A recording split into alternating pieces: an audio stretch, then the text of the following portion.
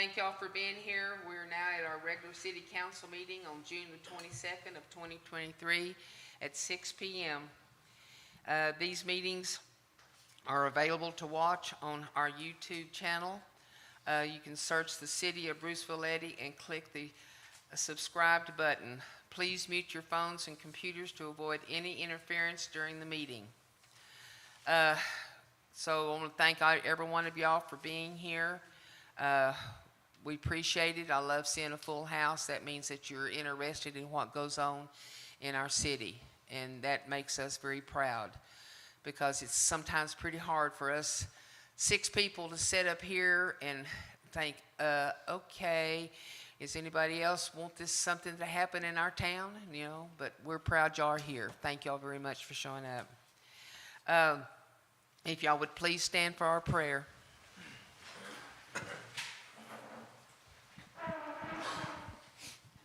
Our Father, we thank you for everything that you do for us on a daily basis. For we know, Lord God, that without you, we would not have anything. Lord, I just pray that you give us all the strength and the courage and the wisdom tonight to do the right thing, to be able to make the right decisions to the best of our ability. There is so many things in our city that needs to be done, and we're working on it every day to try to make this happen. Thank you, Lord God, for our police department that risks their lives every day for us, and our volunteer fire department that does the same. I want to thank you for them from the bottom of my heart. I also want to thank our council members and our city administrator for the things that he does. We just need all the help we can get, and that's why we talk to citizens, say please. You know, if you have questions or concerns, please come and talk to us. My door's always open, and so is the administrators. Again, thank you, Lord God, for the things that you do, because we know without you we would have nothing. I ask for all these things in the precious name of our Lord and Savior, Jesus Christ. Amen. Okay. I pledge allegiance to the flag of the United States of America and to the republic for which it stands, one nation, under God, indivisible, with liberty and justice for all. Honor the Texas flag. I pledge allegiance to thee, Texas, one state under God, one indivisible. Thank you. Y'all may be seated. Okay, on our roll call, to my right, we have Councilman Griffin, Councilman Prater, and Councilman Bass. And to my left, we have Councilman Wiggins, and Councilman McGurr that sits by him is not here tonight. He is on vacation. Bless his heart. I know it. I think he's in California somewhere. You know, that's just terrible. And then we have our city administrator, Kent Manton. And in the back, we have our chief of police, Michael Dorsey. We have the code enforcer, Thomas Arnold. We have Gene Sprout, in charge of the water department. We have Pam Combs over to the my right-hand corner. We have Pam Combs, she's our city secretary. And we have Danielle McGruer, which she is a court/water department. Thank you all for being here. Okay. Okay, so at this time, if there is any community announcements, if you would step forward and let us know. All right, no community announcements. Okay, wait, we have one here. I was just going to throw out, we do have some free box fans that were donated by Mayor Owens for seniors in need. For anyone who's 60 plus, come by City Hall during our normal working hours. First come, first serve. Why supplies last. We limit 1 per household. Okay, thank you. Anyone else? Okay, thank you. Okay, citizens presentation. The City Council welcomes public comments at this point on items not specifically listed on the agenda. Speakers must sign up before the meeting begins. Speakers are limited to 5 minutes each. The council cannot respond to the matters nor not listed on the agenda until a further meeting. Do we have anybody signed up to speak? No. Okay. All right, we'll go on to number 4. At this time, it is, let me look at my clock here. We're closing this meeting. It's at 6:05 p.m. and we are opening at 6:05 the public hearing. And the public hearing is a conditional use permit application for 408 Eagle Drive. Council to hear public comments pertaining to a requested conditional use permit for a manufactured or modular home to be installed at 408 Eagle Drive, Texas 76524, Harris Extension, a property currently zoned for single-family residential home sites. The public hearing is open to any interested person with opinions, objections, and/or comments related to this matter. Comments related to this matter may only be expressed via mail, email, or by appearing in person. Another person or attorney may also represent you. Okay, so at this time, y'all can have questions. Does she need to get up and talk? Okay.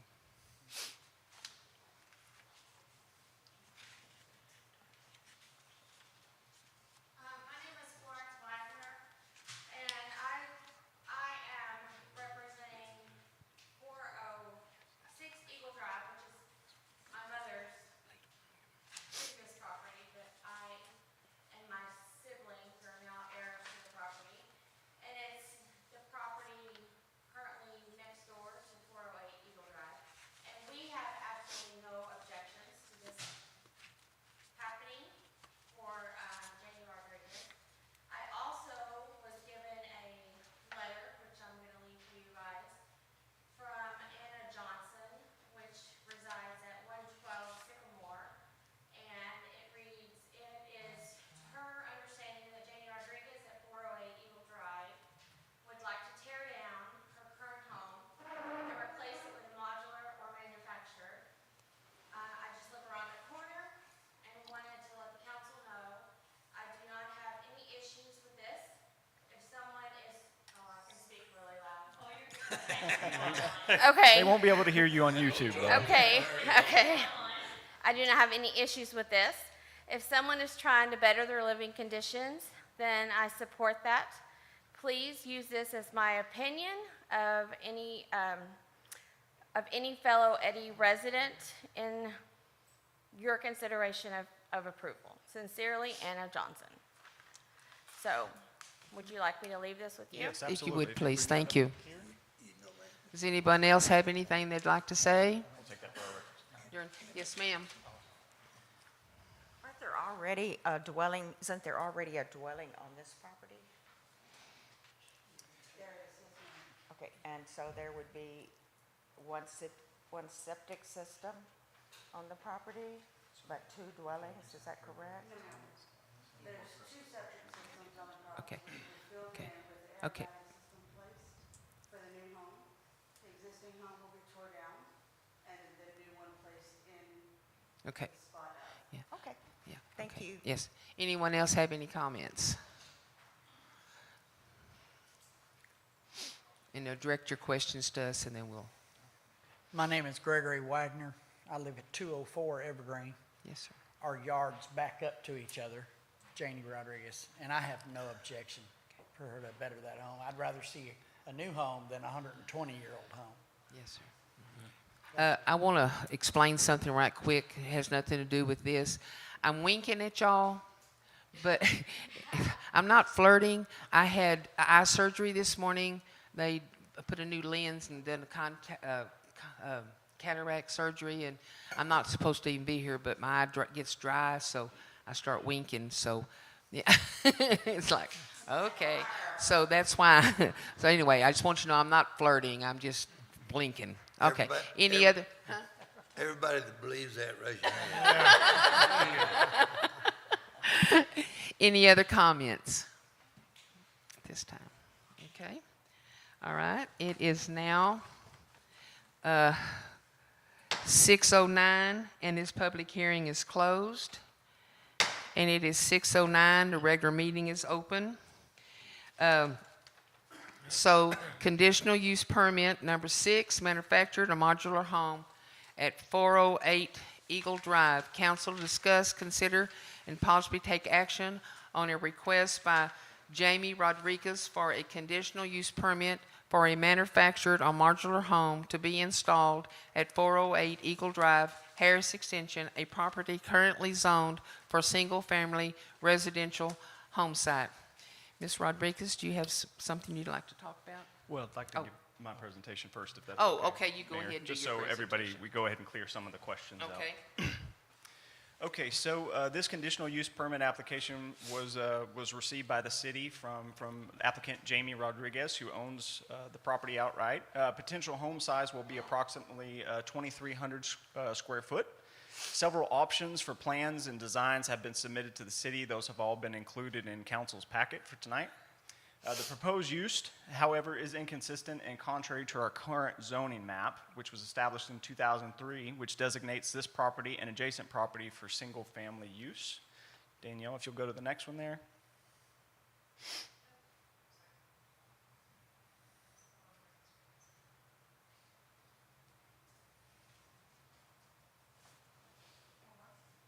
Yes, to the next one. Oh, no, back. Sorry. I didn't know you had changed it. I missed it. So the property across the street, it should be notated that it has been designated as general business, and we'll show you that on the map next. This proposed use is consistent with the comprehensive plan, which designates this lot for residential purposes. Currently, the property seems to be in significant need of some external repairs, which I'll show you with some photos here in a few minutes. The house, however, is original to the city. It has historic value, although the city does not currently have any historic overlay zones established for this property at this time. The next one there, so you'll see the zoning map. The property is located within that red little circle. It's designated for single-family district, and then right across the street you'll see is the Bruceville-Eddy, or the Eddy Baptist Church, which is a general business designation. Next one for us, Danielle. So this is an overview map of the property in question. And go one more for us. Here's some current pictures of the property. This is 408 Eagle Drive, single-family home. It was built in 1937. The next one. Collected some pictures of the surrounding area for reference. We've got Eagle Drive facing northwest, heading towards the city. And then for reference here, we have a 604 Eagle Drive. This was a manufactured home. It was built in 1999 prior to the zoning code passage, which is 2003. So it's a non-conforming use. Next one. So we got Eagle Drive facing southeast. And then we have Eagle Drive facing south, that First Baptist Eddy. Okay. This is a picture of the proposed home that the applicant would like to put in. It's a Beaumont class. This one comes in two different options, as a manufactured or a modular home site. Next one. So conditional use permit, just as a reminder, it will go with the land and it can be revoked by council following the same process for the amendment. As required by state law and our zoning ordinance, public notice for this application was sent out to 15 adjacent property owners, and we also published in the Waco Tribune-Herald. My recommendation on this one here is that for the downtown area, this use does not seem to be consistent with other home sites, so I'm recommending a denial for the manufactured home. And if council would like to see any modular home here, I think it should have a slab foundation to be consistent with some of the other houses. And with that, Ms. Mrs. Rodriguez, you want to explain to us? Just tell us a little bit about it, honey, what you're doing. Okay, so what my plan is the house, of course, is what I'm currently living in, me and my family. It's an older home. So I'm trying to better our living conditions. If we tear down the home and rebuild, then it's going to take a good while to do it. If I re-modify the home that we're in, again, it's going to take a while. So this is the next best step for my family to better us. So that's what I'm leaning towards. And I'm spending just as much doing this modular home or manufactured as I would a rebuild. I'm spending over $250,000 for this home, whether it be a manufactured or a modular. So it's just as nice. It's going to better my area. It's definitely going to better my family. I grew up in this town. My children grew up in this town, and my grandchildren will too. So that's what I'm looking at. I have a question. Yes, ma'am. Do you know at this point if you're looking for a manufactured home or a modular home? Do you know which one you're wanting and what is the difference? I'm The sure there's a difference price is difference. $40,000. They both look the exact same. The difference is the slab underneath. Right. Either way, the home is going to be homesteaded. It's not going to be moved out. If it's a manufactured home, the tongue will be cut off. It will be homesteaded. It will not be moved out. If it's a modular home, there will be the concrete slab. It will be permanently set to the ground. Okay. But it's going to also cost an extra $40,000 to $45,000 to do that. So between the modular and the concrete, it's going to cost you probably $80,000 more dollars? Yes, and the only thing difference is you peel back the brick underpinning that I'm going to have on there and look underneath it, and that's the only difference you're going to be able to tell. All right. Okay. Any questions from the council? Mr. Griffin, you had No, a question? you Oh, I asked that question. I'm sorry, sir. Mr. Prater? Councilman Prater? Okay, looking at your house, I'd really like to see a whole lot better looking house, especially on the road that goes to our schools and downtown. I'd much rather see that house. Buying a new home, I bought a mobile home and I didn't have to put in that. I could only imagine the $40,000, and the only difference is one's on a pad. That you have to pay for. Well, one's on a gravel pad, which mine's hard as concrete anyway, or a slab. I don't really see the difference both of them. The only thing difference is the concrete slab.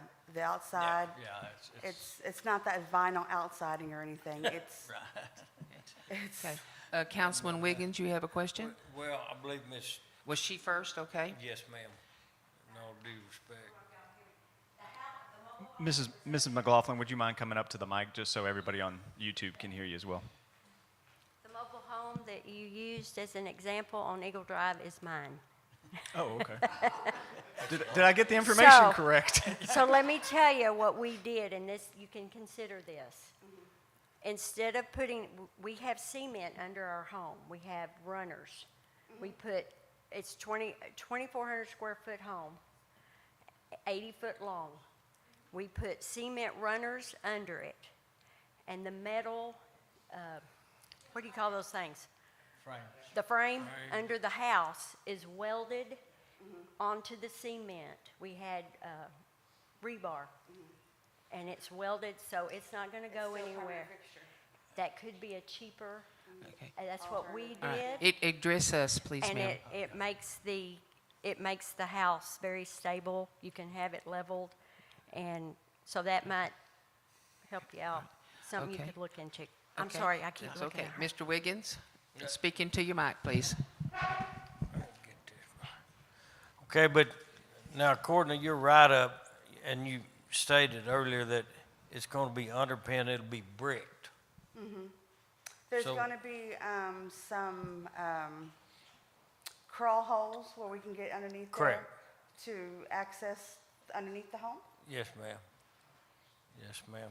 Okay, and I'm with Mr. Prater that, you know, the home that you're gonna put on there is gonna be a better home, better looking, better for you and your family.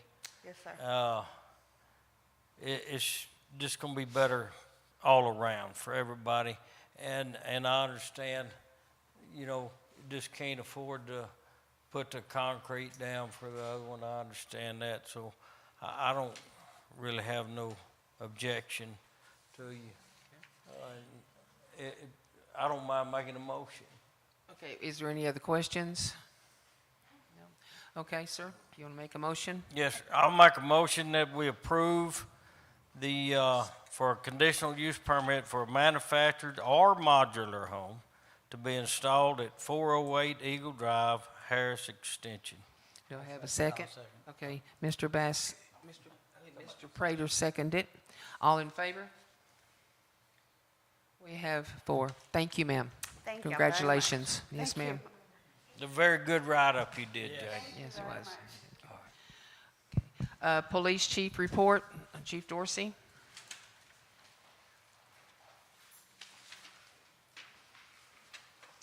Good evening, Mayor, Council. Evening. Welcome to all our citizens. Thank you all for being here. Good seeing everybody. Chief, would you mind jacking up your mic stand just a little bit there so There you go. there's a 2-foot difference between you and everybody else? So. All right, I'd like to start out with our police department report for May, the month of May 2023. Calls for service, we had 122 reports to include arrest, offense, and incident was 11. Crash reports, total of 4. Citations and warnings, total of 231, 154 citations, 77 warnings. Also for the month of May, some of our activities, 461 security checks, school zone enforcement activities was 21, and directed traffic enforcement was 34. And again, that's just documenting areas that we patrol individually or enforce traffic on targeted areas.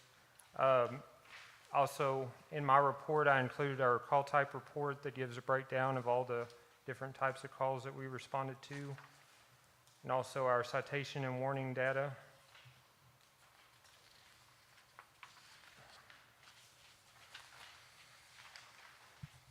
Now, I also had the school resource officer's report for the month of May. He had, Officer Basie had 4 calls for service. He conducted 144 security checks, issued 3 citations and 5 warnings. That was for the month of May.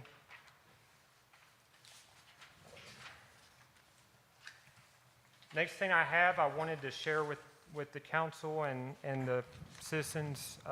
Mr. Councilman Prater brought it to my attention, so I appreciate that, sir. There was, he directed my attention to House Bill 1819, which was just passed this month, June 9th. It was passed and signed by the governor, but the Texas legislature passed this bill, and it's going to repeal the juvenile curfew. So basically, it's going to repeal municipalities from enforcing juvenile curfew, but it doesn't go into effect until September 1st. But I did make Mr. Manton aware of this new House bill that was passed, so we are going to be removing that ordinance before the effective date of September 1st. So I just wanted to put that out there and just let everybody know that is going to go away. Throw that. Yes, sir. Appreciate it. Thank you. Okay. Are y'all ready for the... Absolutely. Danielle, would you mind get Chief slides up? So a few months ago,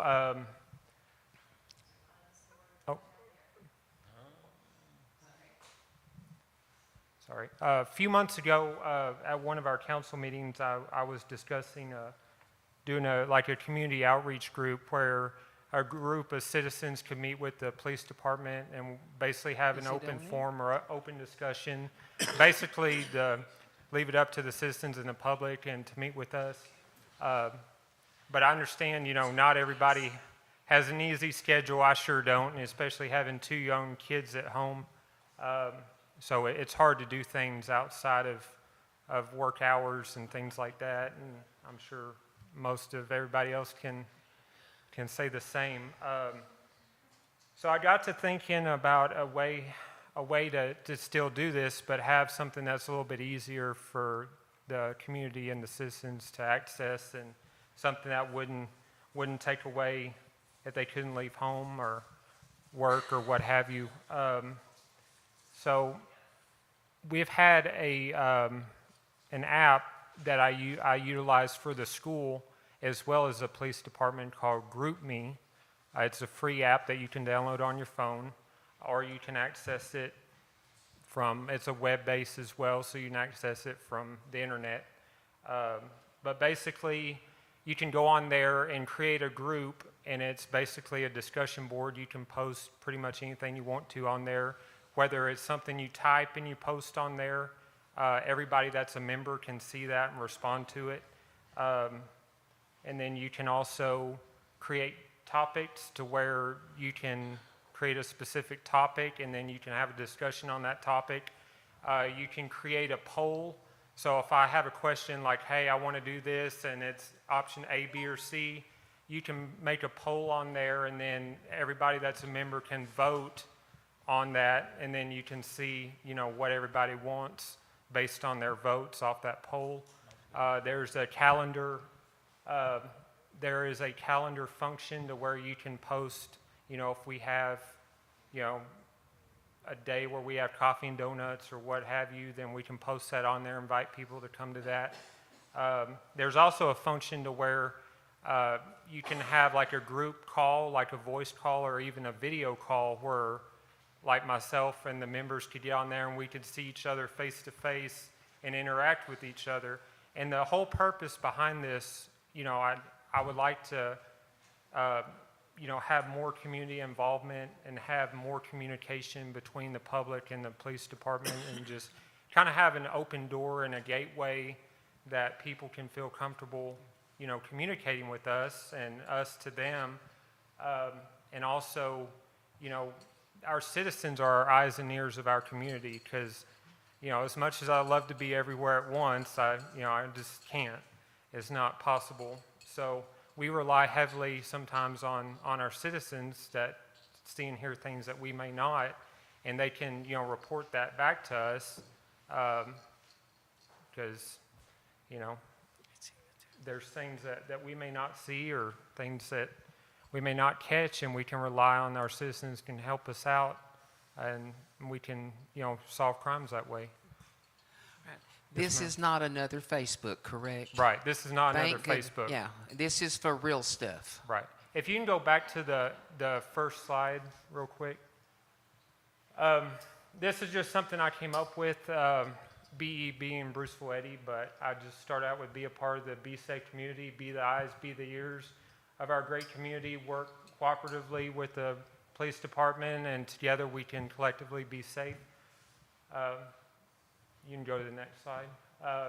So basically what GroupMe is a messaging and communication platform for groups and individuals. It can be accessed via any computer or mobile device, Mac, Windows, iPhone, Android, and all you need to sign up is an email, or you can gain access to it through your Facebook, but it is not Facebook at all.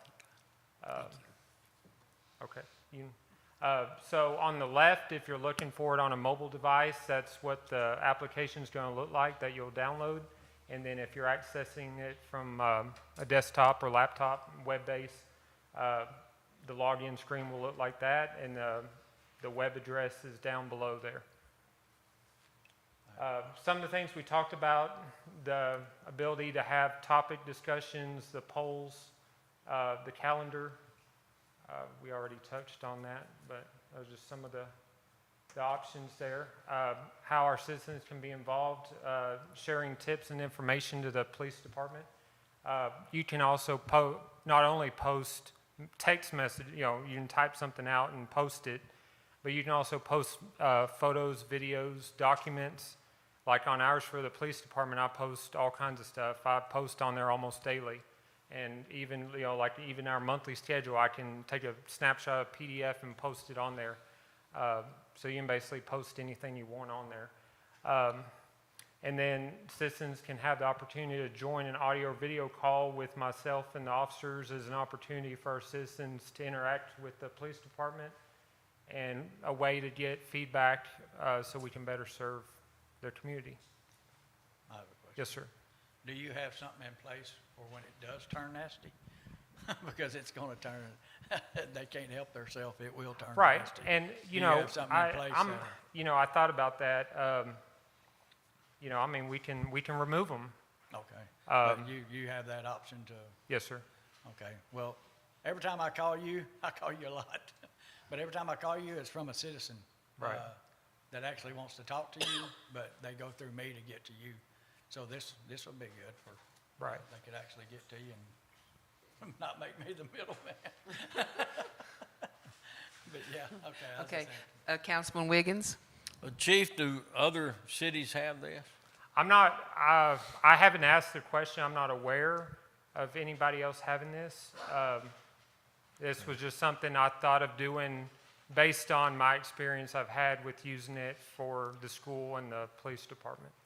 I can see where this could possibly take up quite a bit of someone's time.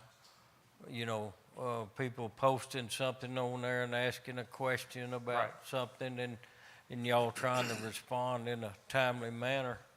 So I just don't know about it. It might take up too much time, but I'm not sure. That's why I was wondering if other cities had it and how it was working for them and Right. who if they had somebody designated to. And I mean, I respond. could, you know, my thought on that would be, you know, we can answer and get on there when we can. Or I can designate someone, you know, outside of our department to kind of monitor it and be kind of like our PIO, be our representative for it. I just really wanted, you know, to have an outlet. Look, you know, because it's not a mandatory thing that people get on there. This is of all volunteer It's all thing. voluntary. Yeah. Yeah. Yeah, but I understand the volunteer, but I mean, if people go to posting things on there and maybe he's busy or other officers busy and they don't have time to respond for you know, maybe what the person that put it on there, maybe they think you didn't respond in a timely manner, so it might be negative in the fact that, well, I put something on there, ain't no use doing it because they don't ever respond, you know, type thing. You know, I mean, I don't know. It might be okay to experiment with it a little bit. I might have something, Okay, Councilman Prater? if you added on there that, you know, we can only respond when we see it, you know, that we are busy or something like that, some kind of notice up there that response may not be immediate. Yeah. Maybe But- might control that a little bit. And But most people should know that if it's some kind of emergency, then they should call 911 Right. or call I the was- police department Right. ASAP. This is just something in case they see something, if they're in, you know, like say, you know, I've been watching this guy walk around for a while. I just want y'all to, here's a picture, you know, send it, is it right? And they Right. just send a picture of this person or something and you can do, you Right. know. My whole thing behind this would be for citizens to submit tips and information to help us. Not necessarily us posting something, hey, we're looking for that, you know, we're getting information from the citizens in the community that could help us. But it's not there to talk nasty, it's not there to report, it's not a way to report a crime. Right. And we're not going to, you know, we're not going to discuss that on there. Because, you know, if you need to make a report about, you know, a criminal offense or something that we need to take a report on, then you need to either call 911 if it's an emergency or call our non-emergency number otherwise to get us out there to respond. All right. Thank you, sir. And I just added this in. This was something that we put out back in November last year. Just, you know, for emergencies, of course, dial 911. That's our non-emergency dispatch number, our PD office number, and our emails down at the bottom. And I have it set up to where I made several changes to our phone system, but our most recent one was during my hour, you know, what I call office hours, 8 to 5. When you call in, you have multiple options. Like if you want to reach me or the officer on duty, you can have those prompts and they'll ring to the appropriate person. But then after 5 o'clock, if you call our office, it goes to our McLean County Dispatch because they dispatch for us. That way, if someone calls in and we're not available to answer the phone, someone's still going to answer the call. It's not just going to drop off or hang up on you or what have you. It's going to go, someone's going to pick the phone up. So that way we can can respond to it. Okay, thank you, sir. That is something to, Councilman Good, Judge. Wiggins? What if, I mean, we're just, because obviously it's not on the agenda for us to vote on, but, you know, just me personally, I might be willing to consider a trial period, you know, maybe a 90-day trial period and see how it works, and with a, you know, disclaimer on there like Richard was talking about. Right. Yeah. No, I mean, Yeah, it shouldn't be an agenda item. This is just something that Okay. if, you know, you have it, you offering it, if people want to get on there and do this and see what's going on with the police department, they can go in there and look and see what's going on. It's not an agenda item. It should not be an agenda item to vote on. That's my personal opinion. Sure, and I'll just say if council wants to see some sort of trial, we can certainly bring this back as an agenda item at a future meeting, and then y'all can discuss some of the successes and failures that Chief might have been experiencing. I'd personally rather do the trial because, you know, while in my opinion it should be an agenda item, and here's why.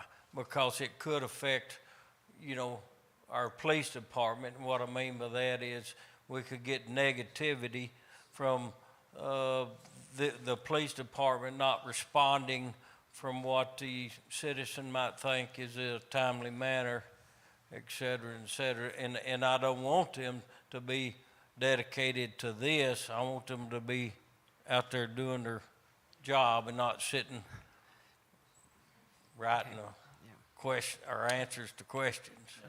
Okay. Colton, you have a question?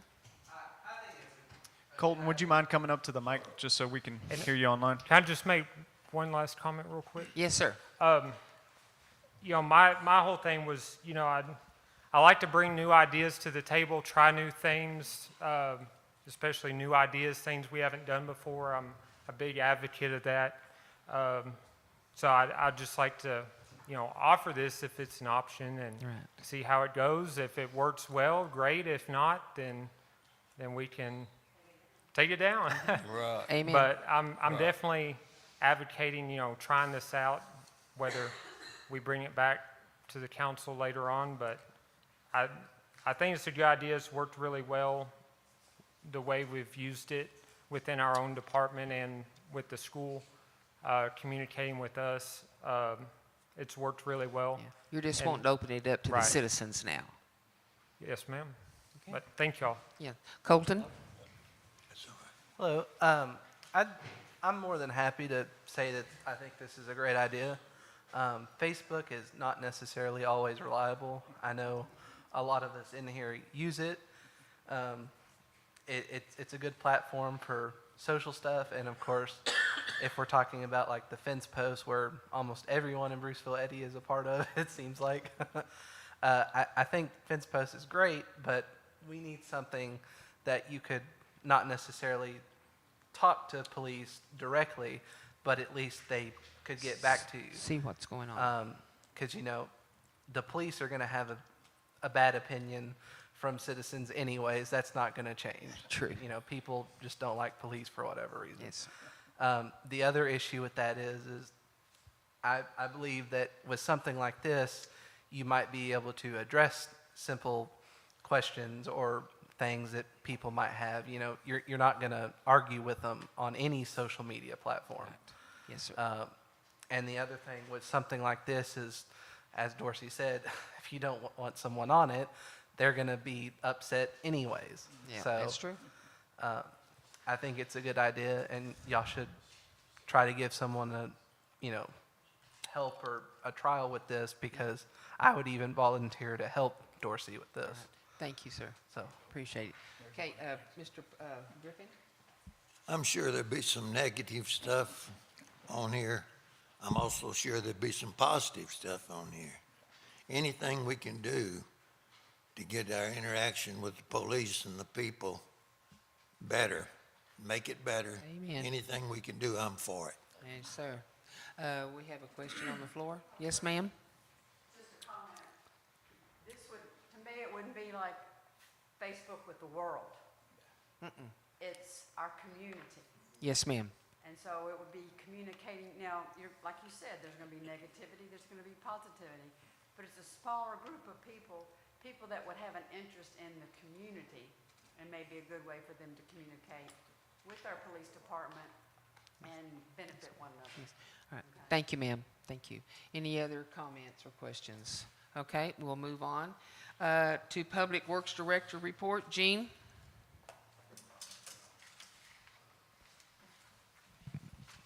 All right, where I want to start at? I've got several. Just take your best shot, Jean. Okay, so we did get our report back from TCQ for our inspection, and everybody should have a copy of it. 0 violations, no enforcement needed. So I think that's a good thing for all of my guys and the people in the office. Yes, sir. Another one, kudos to Johnny and Keelan and Mr. Prater for the storm, when we had the storm out here last week, or a week and a half ago. They were out in the rain, moving trees. And while I was trying to help secure the fire hall, the doors blew off. And then I went out and helped them when I got done over there. But street patching, we're out of mix right now. We are waiting for the county to give us the final pricing for that job, which is going to start next month. So after they get the pricing for that, then we'll know how much we got left in the budget to buy more asphalt, cold mix, whatever we decide to do. Because we got a tote, 3-ton tote, wasn't it? And 60-something bags from Rock Asphalt, and put those out in a day. So, It's true. yeah, it was a lot easier to work, and it's holding up good. We just don't have the material now to use it.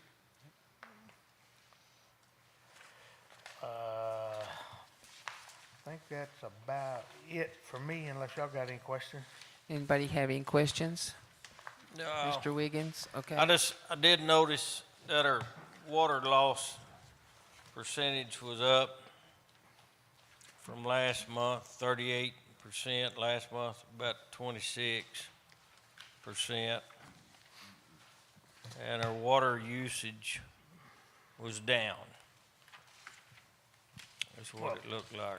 And come to find out that I run these reports, get Laura to run them from the first of the month to the end of the month. That way it's on a monthly basis.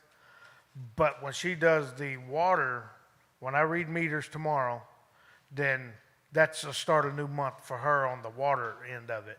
So maybe we need to get in there, me and Kent maybe, and try to figure out how we can better get these numbers right on. Because you see what I'm saying? If she gives me a report from January 1 to January 31st, but hers actually goes December 23rd to January 23rd, then I've got some off days in there in those months too. So let me get this straight. What you're trying to say is that potentially the water loss might include more days than just 1 month. Correct. Is that what you're saying? It could go from December 23rd to January 23rd, because when I read meters on the 23rd of every month, well, if the 23rd falls on a Saturday, I read the Friday before, or the Sunday, I read the Monday after. But I try to read every month on the 23rd. So if my reports are coming from the first of the month to the end of the month, which is on It's here, 7 days difference. then that may reflect some work orders that are in the box that hadn't been calculated in for this month. It sounds to me like you're saying it goes from about the 23rd of 1 month to the 23rd of the other month. Right. And then when she runs the work You're order. still gonna have about a 30-day period, but, instead of all the month of May, it'll be part June and part May. Right.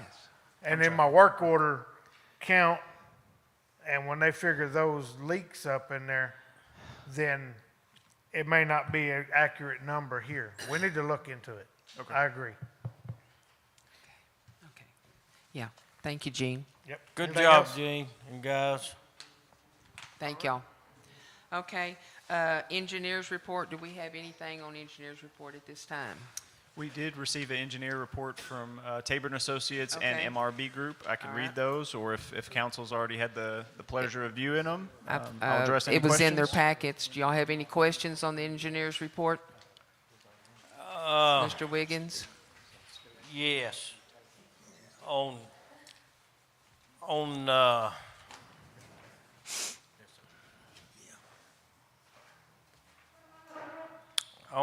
on the MRB, Yes, sir. item 2, it talks about, which is a travel center, Rahan Plaza. Correct. It talks about the final analysis and report be rendered by June the 20th. Do we have anything? So what they were referring to there is that the water meter feasibility would be rendered by the 20th. Mm-hmm. Yes, that one was approved to use the existing KCN TV meter that's currently on site. Okay. And what about on the next page of that is to that number 4 and number 5? For Item 4 and 5 okay. on page 2 of that MRB group report. I'm not 100% sure on Craig Fields. Pam, do you remember that one? Did we receive that one back yet? Yes. Okay, we received that one back, and that was one's been approved. approved. The one on Horseshoe Bend, Madrano? yeah, that one. There's currently too many meters on Horseshoe Bend, so we're going back to MRB to see if there's any other solutions that we might be able to look at. Right, All Pam? right. Pam, Pam, do you you have some a more comments? question? Do you mind coming up to the mic just so we can hear you?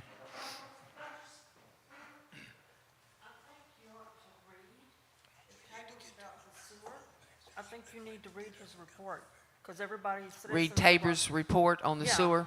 Okay, Because citizens are gonna wanna know what yeah, Who's going because on they with the don't sewer? have the said, packet. And they can't see it. Amen. Well, Okay. I was going to We ask. will- I we was will- going to ask about Mr. Tabor's report after I did the Oh, MRB okay. group. All right, All right. and kind We, of, we will read with the that. other engineer reports, every time we've always read the engineer reports. Okay, Yes. we will do. And that'll Kind take of it. highlight them, you don't have to read them word for word, but Sure, Okay. sure. And I usually give that sewer update in my administrator's All report right, as well. thank you, Pam. He just didn't want to do it twice, but we'll do it. We got it. Okay. And that item 3 under the general discussion items about the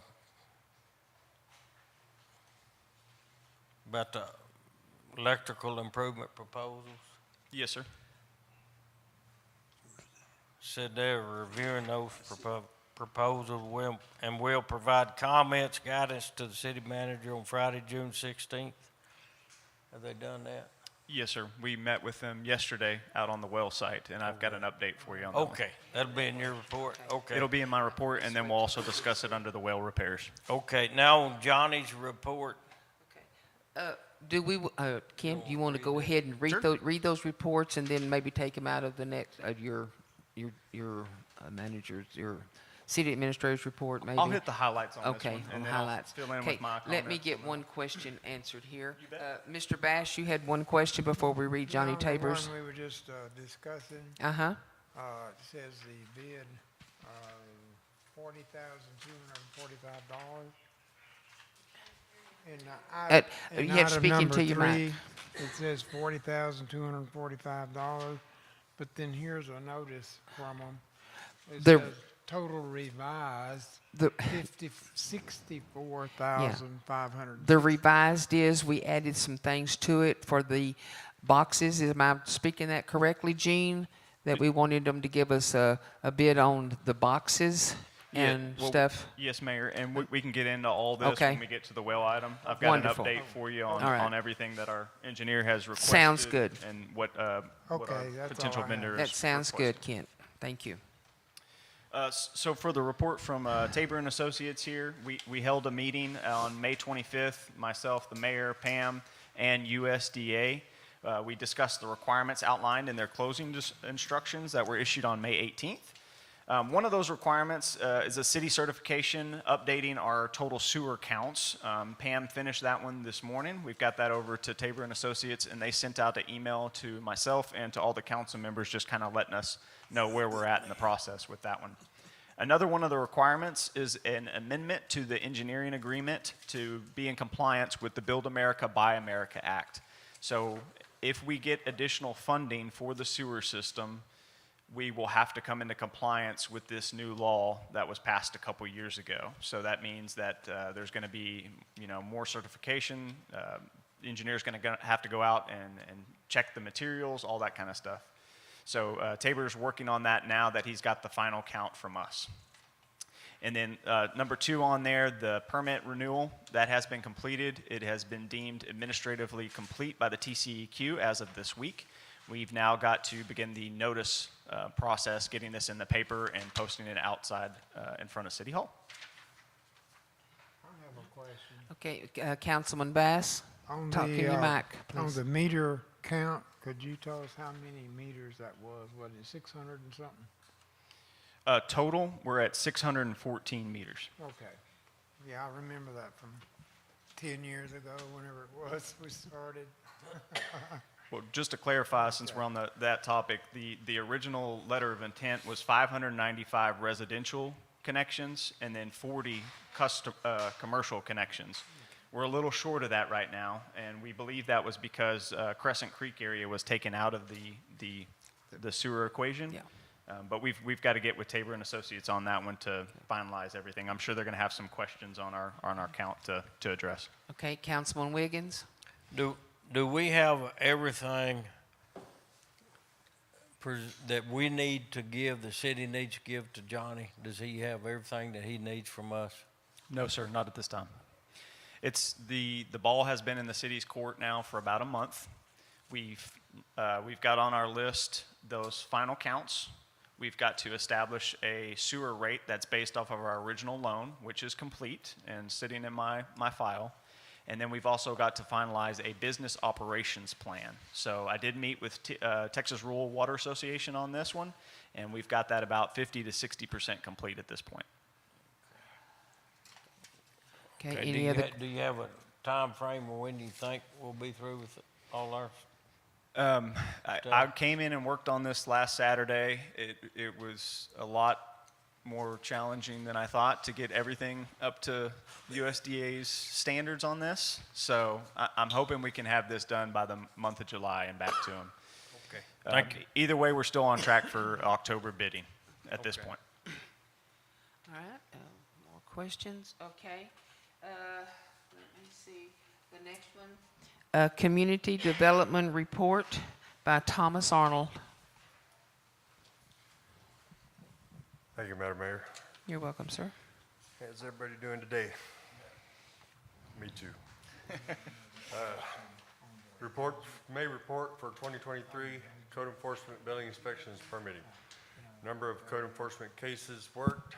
Started the month with 85 active cases, closed 45, started 71 new ones. Currently have 110 current active cases.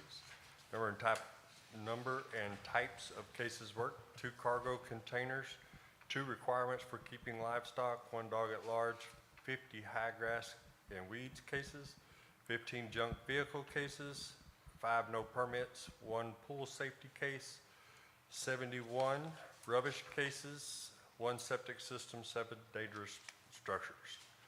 Number of building permits issued and type: 18 permits, 3 fence, 1 installation, 1 new manufactured home, 1 sign, 1 driveway, 2 garage sale, and 9 burn permits. Inspections for the month of May, we had a total of 14, counting the burn permits. We had 9 burn, 2 fence, 1 driveway, 2 carport. Facility maintenance hours worked, 18. Anybody have any questions? Concerns? Any concerns or questions on the permits? Thank you. And things? Okay, thank you, Thomas. Okay, City Administrator's Report. Kent Manton. Thank you, Mayor, Council. I'll hop into it, and I will try to be brief on the sewer system, just hitting some stuff that we haven't already addressed. So we had a major storm, as everybody knows, on June 10th. It was brief, but it was certainly extreme. We like Gene was saying there, folks stepped up right away. So again, kudos to Public Works team, everybody else who got out there. I know Mayor Owens was also out the following day helping direct some traffic. So it sounds like BE is just doing what BE does, and everybody just kind of seems to support and help out each other when the time of need comes. So the Texas Department of Emergency Management has been contacted. We're prepping to submit some documentation to them for potential funding, but they do have some thresholds based on which counties were impacted. We're likely not even going to come in close with the threshold here in McLennan County. So we'll go ahead and get our information and submit it to them. I've been told by our liaison that there's not a statute of time on that one, so we can do our due diligence, get our information together, and submit those reports. The mayor and I did meet with Martin this past week. Yes. So on the sewer system, I think I addressed that we did have that meeting with Tabor and Associates, USDA 525. We talked about the scope. We talked through some questions that we had on what USDA is asking for prior to going out to bid. Staff, we updated you on the total count there. We've got that completed as of today. BVRT is not out of the equation. They are still working on that agreement to bring back to council for further consideration. And we are actually working to establish that tour date that was requested by council last time. Right now we're looking at August 3rd. It's a little bit pushed out, but that's because Councilmember McGruer is out until about the end of July, and so we want to give him an opportunity to come. This is probably going to be a joint tour. They're looking at inviting some folks from Morgan's Point Resort and potentially some of our neighbors as well too. Okay, on to the water system. So I'll be brief on the Friendly Oaks Westridge sites. We had the 2 quotes. We'll discuss that as we get into that agenda item. Westridge, we still have not heard back as to whether or not the pump is going to be, or the motor, I'm sorry, is going to be covered by warranty. It's still with Franklin Motor on that one. I reached out last week, and he said they're still waiting for a reply from Franklin. Okay, so that one's still pending there. As far as the Friendly Oak site, the well has been reset, so it's not connected to electrical to prevent any issues from happening to it. But it is reset, so we could move the pipe out of the way and actually get some of the upgrades for the electrical work done where that pipe was laying, and also just to kind of expedite the process. Once they do get the protections in place, we can go ahead and get this thing up and running. Let's see here. What else do we have? The City of Bruceville-Eddy, we submitted input data to consultants with the Texas Water Development Board as a part of their regional and statewide water plans for the 2026 statewide water plan. That was submitted a couple weeks ago. And then I think Gene already addressed the TCEQ letter, so I'll move on from that one. On June 14th, McLennan County for streets has informed us that they're now going to be shooting for the month of July to go ahead and redo Crescent Creek, North Mesquite, Archie, Osborne, and a portion of Hungry Hill Road. So we're just waiting to hear from them on what days they're going to get going with that. Oh, I'm sorry, and also southern section of Temple. As Gene said, Public Works crews, as soon as they got that load in from rock asphalt, they went ahead and made sure that every lick of it was out there on the roads, doing what it's supposed to be doing, filling in those potholes. However, our budget is starting to get constrained on the street repairs. So I think it's in the best interest that we wait until the county gives us our final bill. We pay that, and we should have a couple grand left for the remaining of the fiscal year to order another set of patching. Councilman Bass? I have a question on the Hungry Hill portion. Yes, sir. Have we kind of reached an agreement with Helena about tearing that road up and fixing it properly, and maybe they might even help assist with the financing, because they're the ones that's tearing it up with those big trucks. Yes, sir. So the soft agreement that we reached was just that they would keep it closed, that side gate, for the majority of the time, extenuating circumstances aside. However, we have not given them a proposal for a full upgrade of that road because we don't have it. Right now, we've just got a quote from the county to lay over another chip seal for about $1,000. Okay. And I figured once we go to Helena and give them the build that we need to, it needs to be for a full upgrade over there. Well, But we they said they would addressed consider it. We addressed that issue with them, about 7 or 8 years ago. And we redid the road after that. And then for a while, they kept the trucks off. And then all of a sudden, they were back on and they've torn it up again. Yeah, they're supposed to keep it off now, except occasionally on weekends, because they have drivers that come in on weekend, and that's the only entrance they have for it. But during the week, they're supposed to keep their trucks off of that road and use the front entrance off of 107. Am I correct on That's that? correct. Okay. Okay. All right. Any other questions on the streets? Good. Okay. As far as our grant funding opportunities, this is the application for the Transportation Alternatives Grant, the sidewalk on Eagle Drive that would go from downtown to the school district. That application was submitted, so we're just waiting to hear back from TxDOT on that. Budget, some of the committee updates for the Infrastructure Planning Committee. No recent meetings held on that one. We're still waiting the finalization from MRB Group of the hydraulic model and the GIS system, or GIS mapping, excuse me. Yes, sir. We've got a question. Oh, yes. Thank you for the reminder. Yeah, thank you. Yes, so MRB did let us know that they're pretty much complete with the GIS mapping, so way ahead of schedule on this one. We're excited to hear that one. They've just got to reach out to Gene and get some clarification on some line sizing, because it was just kind of unclear from the maps as to which one is which. So they plan on doing that. I connected them today. The Budget Committee, we've hosted a handful of meetings now. The most recent, we focused on the review of supplemental requests from our various department heads. We've finalized the preliminary and draft budget. We got those knocked out. We established some of our key priorities.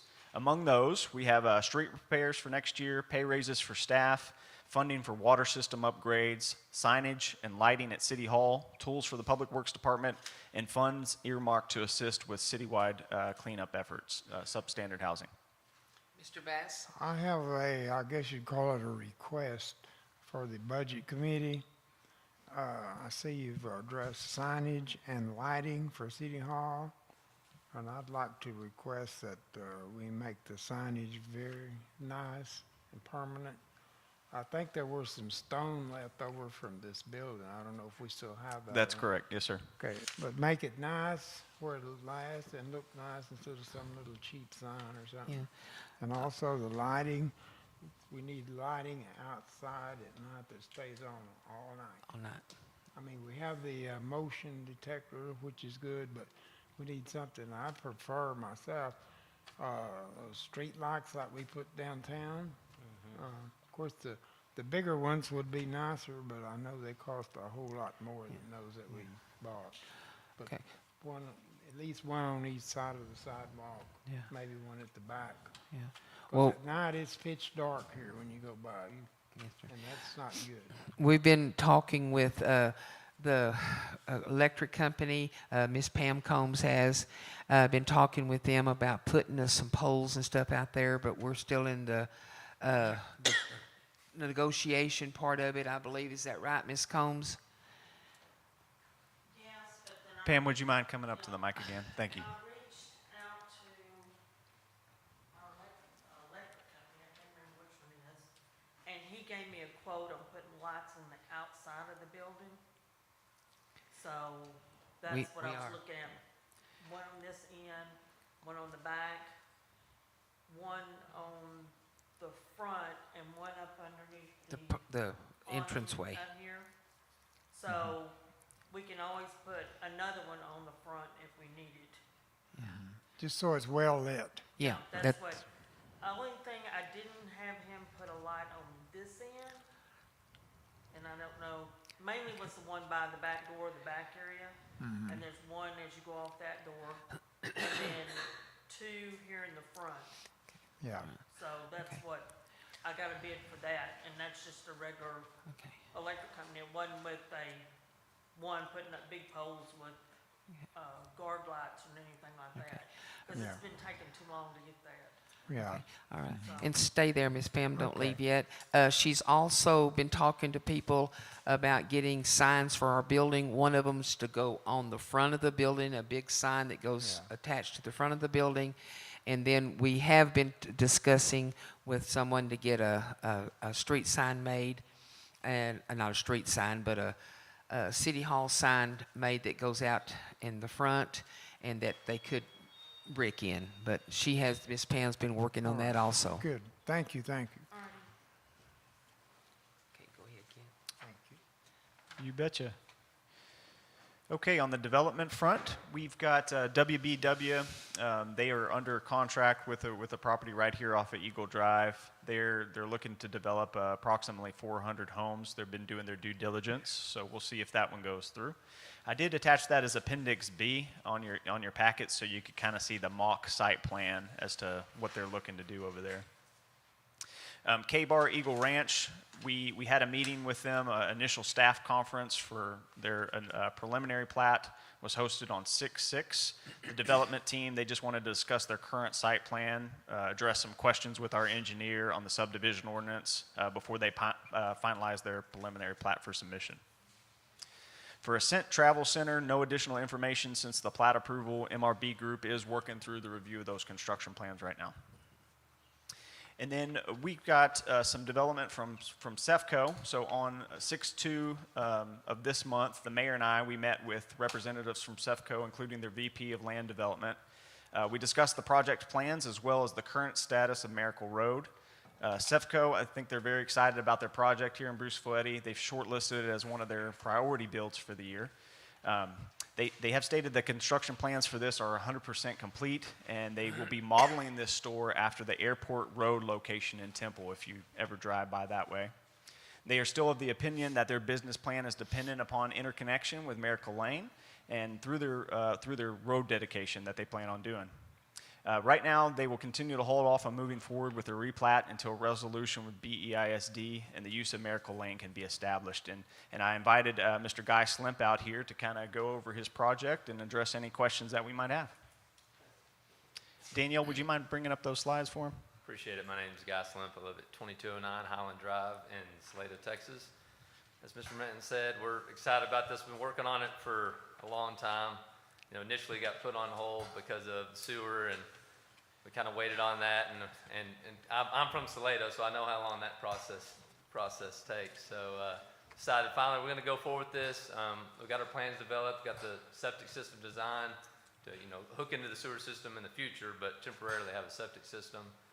It's a 6,000 square foot store. It's basically the same as the one on Airport Road. We'd have a few more lanes of diesel here because a lot more trucks on I-35 than Airport Road, but not a truck stop, no overnight parking, no showers, not that kind of stuff. Just fill them up, getting something to eat, and put them on the road. If you've been in that store, it's very nice. It's similar to a Quick Trip. It's stone, tile, all nice stuff. Like Mr. Manton said, the only thing we're kind of waiting on, we'd like to be able to connect our development and wrap around the old ball field here and tie into Miracle Lane so that we have access for the community, the school, drop off, and kind of flow through there. At first, we didn't realize that was owned by the school district, not the city. So kind of working through that. Hopefully, we can work something out with the school district and get this thing moving forward. We've had great discussions with them. Just got to get it all nailed down. But if there's any questions, I'm happy to answer. Okay. Yes, sir. Councilman Prater? So the only thing that's keeping us from getting a gas station here right now, you're ready to build right now, Yes, sir. is that one road. Yes, So sir. the school's holding us up from getting a gas station. Exactly. Yeah. Okay. And we'd be interested in improving, at least the portion back to I-35 and widening that so that it's in pretty rough shape, pretty narrow right now. So Right, but I mean, y'all ain't waiting for the sewer. No, sir. You're ready No. to go right now. correct. And the We've only had the thing- septic designed, so it has not been submitted because we're holding off. We have to get platting done. Yes. We don't want to plat until we know we can tie in and those kind of things. Yes, sir. Councilman Bass? In case you can't reach an agreement with the school, is there any way you could put the road on the south side of the old softball field there? That y'all own that land, right? No, the city, the school district owns the ball field and the road, Miracle Road back there. Yeah. So we couldn't put it there. I know, is it the Fisk? that owns the Yes. property It's behind. Fisk, yes. I don't think they're wanting to do anything right now, but it's possible maybe we could work something there. But tying back in to get around to the school, which also ties in, you know, to the underpass here, so it's good flow for everything is crucial, some way or another. Okay. Okay. Any other questions? Yep. Okay. Mr. Wiggins? Do you feel like that you're making good progress with the school? We're making good progress. They're open to the idea. I think the school district is just hesitant to do anything until maybe the sewer gets in. You know, it's a valuable property on money. I-35, and I believe they just don't want to hinder that being sold at any point. I think that's where the hangup is. Okay. Okay. Any other questions? Okay. Is there any other, do you have anything else for? Thank you. Let me ask Okay, Mr. Yes, sir. Griffin, I Councilman. don't completely understand why you need Miracle Road. Just for flow from the city, so the residents, when they're dropping off kids, can get over to the store a lot easier than going around to the intersection and coming up the access road, and to get back, right? If you're coming down Miracle, you go to the CEFCO and you want to get back, it's a little easier than shooting around the interstate, getting a little crazy with my hand motions here. Not flirting with anyone. Oh, you should. I've been winking. So, you know, instead of having to go down and do the U-around back to get to the city building or the school, it's just something they've always thought was important. And the operations department could probably speak a little better to that than I can. I know it doesn't take that long to go around, so we're willing to have that station even if we have to go around to get it. I've been pushing for it regardless, but that's where they're at. So. Thank you very much. We appreciate you coming in and bet. talking Thank to us y'all. tonight about it. Thank you, sir. Thank you. And just a Okay. couple comments on that one, update to council on that title search that y'all requested I perform at the last council meeting. So I reached out to a title company in Temple. They sent me over to a title company in Waco that apparently is pretty familiar with Bruceville-Eddy. And so when I reached out to them, they handed me all the title paperwork along with their opinion at no cost, because this work, the same scope, had been already performed by the school district in 2016. Essentially, we wanted to see if this road was dedicated through plat for actual public dedication of a right-of-way. It was not. So right now, what we have is essentially a kind of a case of an implied dedication, which kind of gets tricky legally. So anyways, I think the best approach on this one, the mayor and I, we're going to try to set up a meeting with the superintendent and the school board president, just Yes. to kind of see if there's any wiggle room, if there's any room for discussion on that one. But I think that'll be the end of the extent of the city's involvement on this one. Okay. All right. Further, we've got FM Land Holdings, so they did reach out to me after the last council meeting. No further plans at this time. They're awaiting completion of the water model by MRB Group, and they look forward to potential negotiations for our water system capacity when we're able to explore what kind of water system upgrades we're doing in Falls County. And then lastly, Deer Creek Municipal Utility District. So as of 5/28/2023, that Texas House bill to create the MUD had been sent to the governor's office after picking up a sponsor in the Senate, but I have not yet seen that the governor signed that into law. And I know I was a little long-winded, but that is it. Any other questions for me? No, sir. We'll let you get on with your meeting. Okay. Consent agenda. All items listed on the consent agenda will be considered by the city council and will be enacted on by one motion. There will be no separate discussions of these items unless a council member or a member of the public so requests. A, approval of the minutes. B, finance. C, annual water tank inspection. D, cooperative agreement. And E, engagement of 2022-2023. Mr. Wiggins, Councilman Wiggins. I'd like to pull items A, B, C, and D.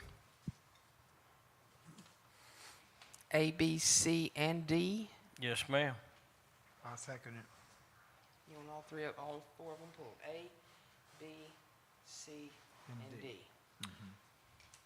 So all those items are pulled, so what we're except left with is on that E. one is E. So y'all want to make a motion on that, please? I thought he did. No, nobody made a motion. He just wants No. to pull A, B, C, and D. E is still under waiting for a motion. Okay. So we need to approve A, E. B. No, we need to No. approve E only. E only. He wants to pull A, B, C, and D. Oh, okay. For discussion. I move that we engage, this is the same one that's been doing it for 12 years now, going on 13. I move that we get Broadway, Gershbach, Franklin, and Niemeyer PC for the purpose of conducting the annual audit. Do I have a second? I'll second. Okay, all in favor? Unanimous. Thank you, gentlemen. Okay, now we're going to discuss, do we want to, I guess, go straight to the discussions of those, or do we want to let him get at it? We better do the rest of the consent agenda. Okay, all right, it has to come with the other. Okay, we're going to pull A, which is approval of the minutes, okay? Mr. Wiggins? Okay. Oh, if you'll, I think we need to amend, it'd be page 6, item 13A.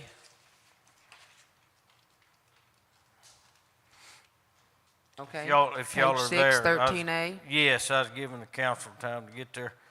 Down at the bottom, the motion was made by Richard Prater to approve what states here is preliminary plat with conditions before submission of a final plat.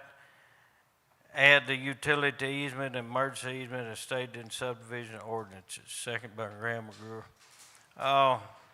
Now, what we talked about, as you can see, there's preliminary final plat. The plat that was issued to us was a final plat. So it was, what Mr. Prater did was, it should read to approve the preliminary / final plat with conditions, period, and then strike before submission of a final plat. For clarification, would you like us to strike the add utility easement and emergency easement? No, the only strike should be, in other words, I'm just saying, the only thing we need to amend is right after preliminary, put a / final plat with conditions, and then you can strike before submission of a final plat. Okay, all right. And other than that, that was it. Okay. Do we have we need to vote on that? Yes, you'll need a motion in a second. Do we have a motion? That was I'm That is sorry. your- I'll okay. make a motion All right. that we amend item 13A to Okay. read, motion made by Richard Prater to approve the preliminary / final plat with conditions, add the utility easement and emergency easement as stated in the subdivision ordinances. Okay, do I have a second? I'll second. Mr. Prater seconded, all in favor? Unanimous, okay. B, finances, May 2023. Council discuss, consider, and possibly take action to approve the May 2023 financial report for the general water and sewer fund account. Okay, on that one, pull your finances and go to page 2 on the general fund, if you will. And on page 2, it'll be item 1010 6203, that's engineering. And it was a $230 charge, and it's kind of odd for engineering for the general fund. And so I talked with Esther about it, and she said it was a meeting that was with a developer. So, and I said, well, what developer? And she didn't know. And I said, so this is just for council discussion here, that what I wanted to bring this to council's attention. So to me, and I asked Esther, I said, okay, because sometime back, the council decided to, okay, when you're gonna meet with a developer, there was a charge that we was gonna charge them, the developer, to pay for part of the staff and the engineer. So I said, have we received that payment? And she said, no, we have not. and she didn't know who the developer was. So I think going forward for financial purposes, and she said the invoice did not state who the developer was. So I think we need to state, if the engineer's gonna meet with the developer, then he needs to state in his invoice who that developer is, because when we send them a bill, then they can coincide that with the engineer's invoice. And then also, we don't have a line item for the revenue. So I said, where is that revenue at? Where is it at? And she said, well, she told me it was a line item that is created, but it's not on our report. Okay. But it can be. So I think we need to add that line item. And she said it was item 10-002-111, which isn't on our report that we get. So that way we can cross-reference. If I say, okay, I see we paid out an expense here of $230, and I know we should be getting some income from that, they should pay it, then I should see the revenue side where it was paid. See, so your motion is to, That, my motion is that going forward, that the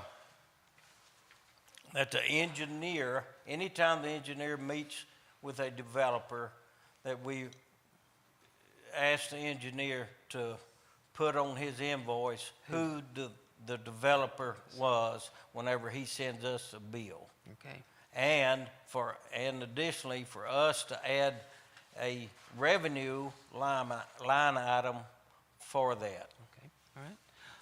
Do I have a second? Other than that, I'll approve the minutes. I'll second it. Councilman Bass seconds that. All in favor? Okay, thank you, gentlemen. Finances. Final. Okay, council to discuss, consider, and possibly take action on approving May 2023 accounts payable for the general water and sewer fund account. Mr. Wiggins?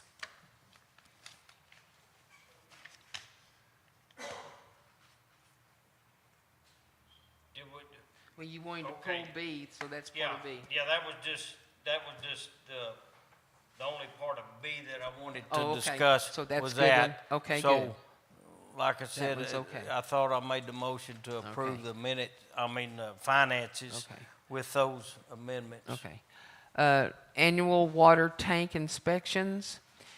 Council to discuss, consider, and possibly take action to authorize the city administrator to engage in Ron Perrin Water Technologies, INC, to perform an annual inspection on water system storage tanks in an amount not to exceed $3,737. Mr. Wiggins? Yes, ma'am. On our packet, on the agenda, I'll start off on the agenda. You just read it there about the amount not to exceed $3,737. But in our packet, it shows $2,549. So a difference of $1,188. And where's that from? What are you saying the difference is? Okay, that's what I have in my packet right there. So It we're shows how much they're gonna charge, but then you've got, or somebody put on there that 37. Says not to exceed. No, I understand that, but why didn't we put, it's nearly $1,200 difference there. Why? I think the issue on this one was that I did not correct the agenda item to move it down to the updated quote. The original quote we had was about $3,700, Gene? but Gene is actually, since Friendly Oaks was down, we've already knocked out some inspections on our end, right? Right. So Okay, can you brought the explain that, cost down. Gene? So what the original bid was the 3737. So I went through the list, and the two tanks at Friendly Oaks, we've already cleaned and inspected ourselves. So that cost would come off. The pressure tanks, we can, inspect externally, so they're not gonna charge us for anything at Friendly Oaks. They're not even gonna go inspect Friendly Oaks. So I sent them an email and had them resubmit their bid, and that's what the new bid was. So I think we were leaving it at that in case we didn't get the new bid in time Well, yeah, for the council, and I full figured. transparency, the bid came in, I slipped it in the packet, and I just forgot to Right. update the agenda. So item. it's under budget, under what we're asking for, so that ought to be a plus, what I'm thinking, but yeah, I see where Mr. Wiggins is coming from. Yeah. But that's what the difference was. We Okay, didn't really, so- we got the paper final signature today with that bid on it, right?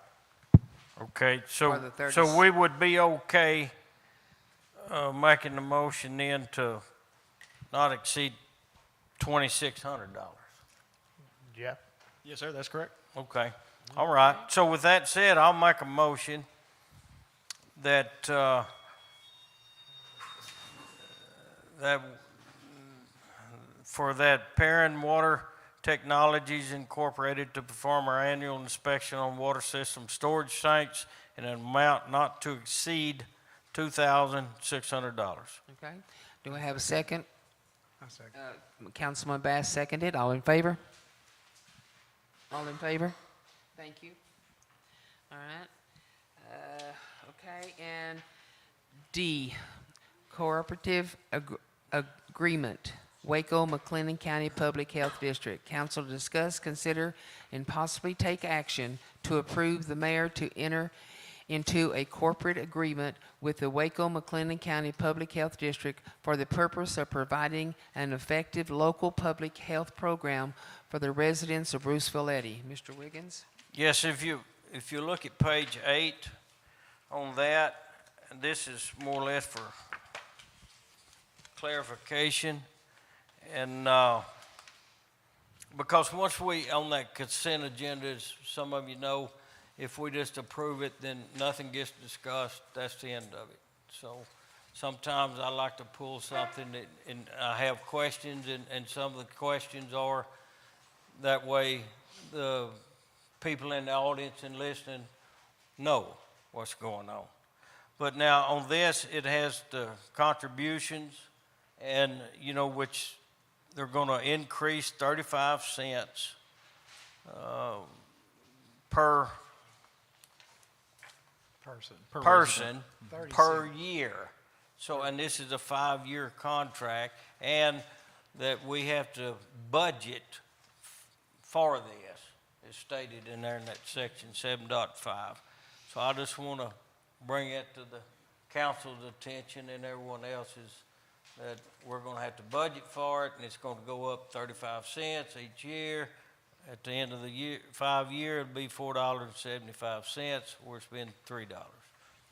And that was all. Other than that, I'll make a motion that we approve the mayor to enter into a cooperative agreement with Waco McLennan County Public Health District for the purpose of providing an effective local public health program for the residents of Bruceville-Eddy. Okay.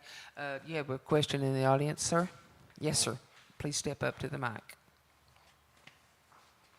Okay, so we go with the McLennan County Public Health District. What does that give us? Sure. So the Waco McLennan County Public Health District does a variety of different services. They provide restaurant inspections, so food establishment inspections for mobile food carts for our restaurants here. They manage the on-site sewage facility systems or inspections, so all the permitting that goes along with getting a septic system in. They also do public health control measures, so if there's a communicable disease, they're doing the investigations, the contact tracing associated with that. They do some other plans for the community, for the county in general, to establish health improvement actions, that kind of stuff. And they also offer low-cost vaccinations. Okay, thank you. Yes, sir. Do we have a second? I'll second. Okay. Councilman Prater seconds. All in favor? Okay. Approved. Thank you. Okay, now, we are moving number 18 up to, in front of 13. So, discussions and consideration of an ordinance amendment, noise ordinance. Council to discuss, consider, and possibly take action to provide staff with further directions on the amendment of the code of ordinance and/or policy change related to our noise ordinance. Thank you, Mayor. Appreciate you moving this one up for Chief Dorsey, who's going to have to step out here in a few minutes. So the noise ordinance, this one was asked to be put on the agenda by Mayor Owens. We had a ordinance that was passed to regulate noise issues about a year ago to date. Section 805.3 prohibits loud music between the hours 11 p.m. and 7 a.m. There is a permitting process for variances to these times outlined in our code of ordinances. But over the past month, we did have an applicant request and was granted a permit to host a graduation party. That party got a little out of hand. The noise went into the later parts of the evening, had a lot of folks upset. So on this one here, for my recommendation, not asking for any changes to this ordinance, but what we should do is create an internal permitting process. We need a form with some final approval mechanisms on that one, either the mayor or the city administrator, and then maybe have a notification blast out to PD and to city council just to make sure everybody's informed of what's going on. Yeah, that was why I decided to put this on here. During that party, trust me, a graduation party, I think everybody deserves a graduation party, especially if they're going to hold it at home, so that way the families can see what's going on. We did give a permit for this party, but we did not tell them that they, from the ballpark on Hungry Hill to Highway 7, that the boom box was going to knock people's windows out. No, it wasn't quite that loud, but they could hear it. They could hear it across the field. And so we just need to make sure we put something on there that says, hey, you know, we need to let people know this is going to happen, and we need to keep the noise down to a certain level, you know. Party's fine, go for it. You know, I think everybody deserves a graduate. You only graduate once, you know. But we just need to kind of keep the noise down. I think that's mainly what the residents were complaining about, was just it was just so loud. It didn't bother me. I slept all night where I live. So, you know, it didn't get me. But Chief, did you have something to talk about on this? We Okay. just invited Chief to be here in case y'all had any questions in case about we the had ordinance. questions. Okay, is there any questions? Councilman Bass? I got a lot of calls. I did too. I don't know who gave a permit. Sir, do you mind speaking into the mic over there? Sorry, sir. I don't know who gave the permit, but there should be one special person that gives out permits for stuff. And they should make it clear that having a party is one thing, but disturbing the whole town with loud music is something else. I don't know why they couldn't have done something about it for disturbing the peace. Whatever it takes, but that's nonsense, somebody being able to disturb the whole town with such loud music. Yeah. Okay, I'm going to speak on that on the behalf. When the permit was talked about, there's not even a charge for that permit, which is, I understand that's fine. I'm not worried about that part. But when the permit, they came and talked to a certain person about doing a permit, that ordinance was looked up, and the way the ordinance read, it said nothing about how loud it could be. What was the number of that ordinance? We need to change it. We're looking at section that's why we're trying to 805. that's why we're trying to change it tonight. I thought we had not too long ago, Chief, didn't we change that? The noise, and we reduced it to so many dBs or whatever? So what are we wanting to do, reduce it further, or? I didn't even know you had to have a permit to have a party.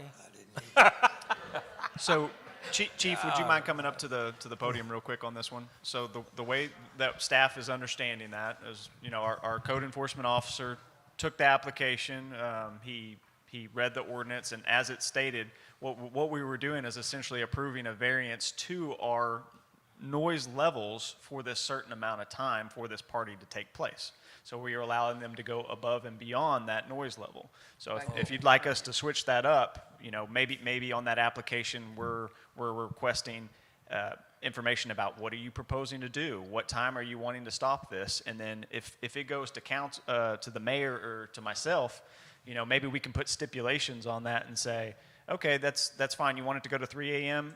We think midnight's going to be when you need to cut that off. And at any point in time, the dBs from the road or from the property line should not hit a certain level. Yeah. Something like that. Okay. Pam, you have a question?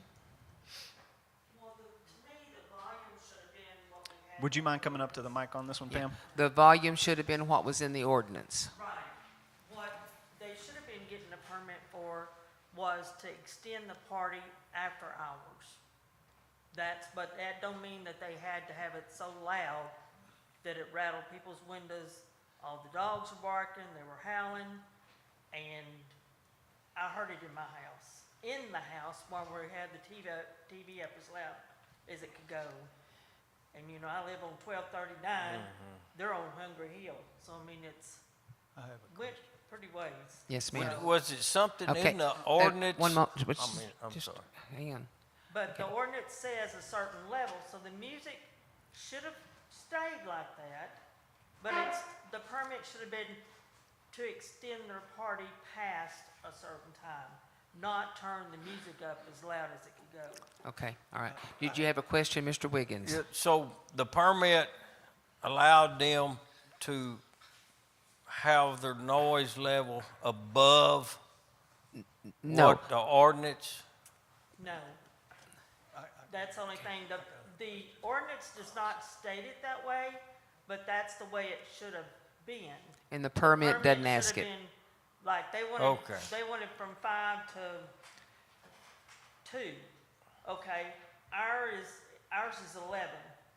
They should have the same level of music from 5 to 2 as what it should have been said in the ordinance. I agree. Not Okay, cranked okay. up. Mr. Councilman Prater, you have a question? Do we even have a place, a way to measure dB?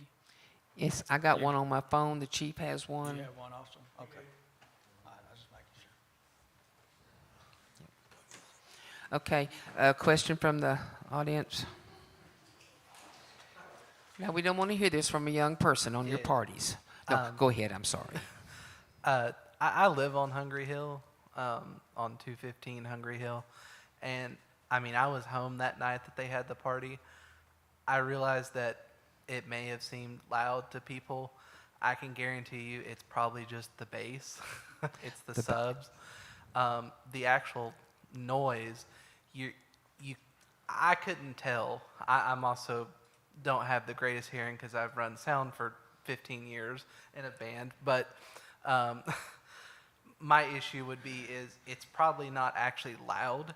It's just the bass is what people don't like. Because even when we played at, you know, like, it was called the Texas Cantina there in Hewitt.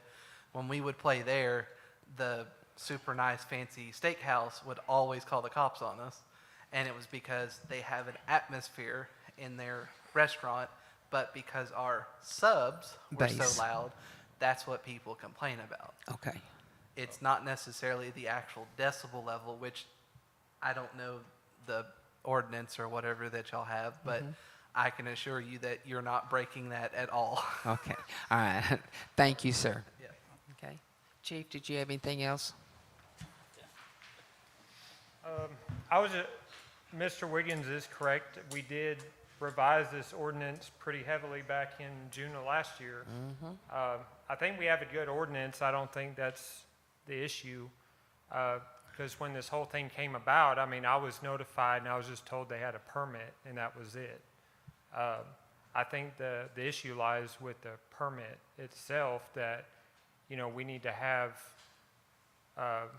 governors or rules and whatever stipulations, In whatever you place want for to the call it, permits. on the actual permit itself. True.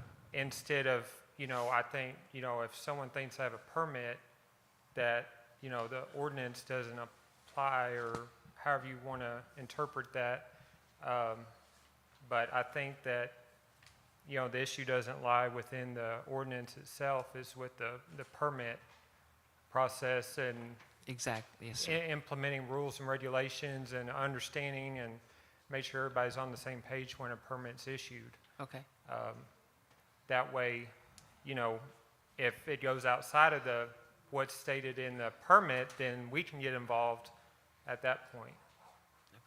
all right, I agree on that. Anybody else have a question on that? That the permit should be changed, not the ordinance? We do have a permit for this?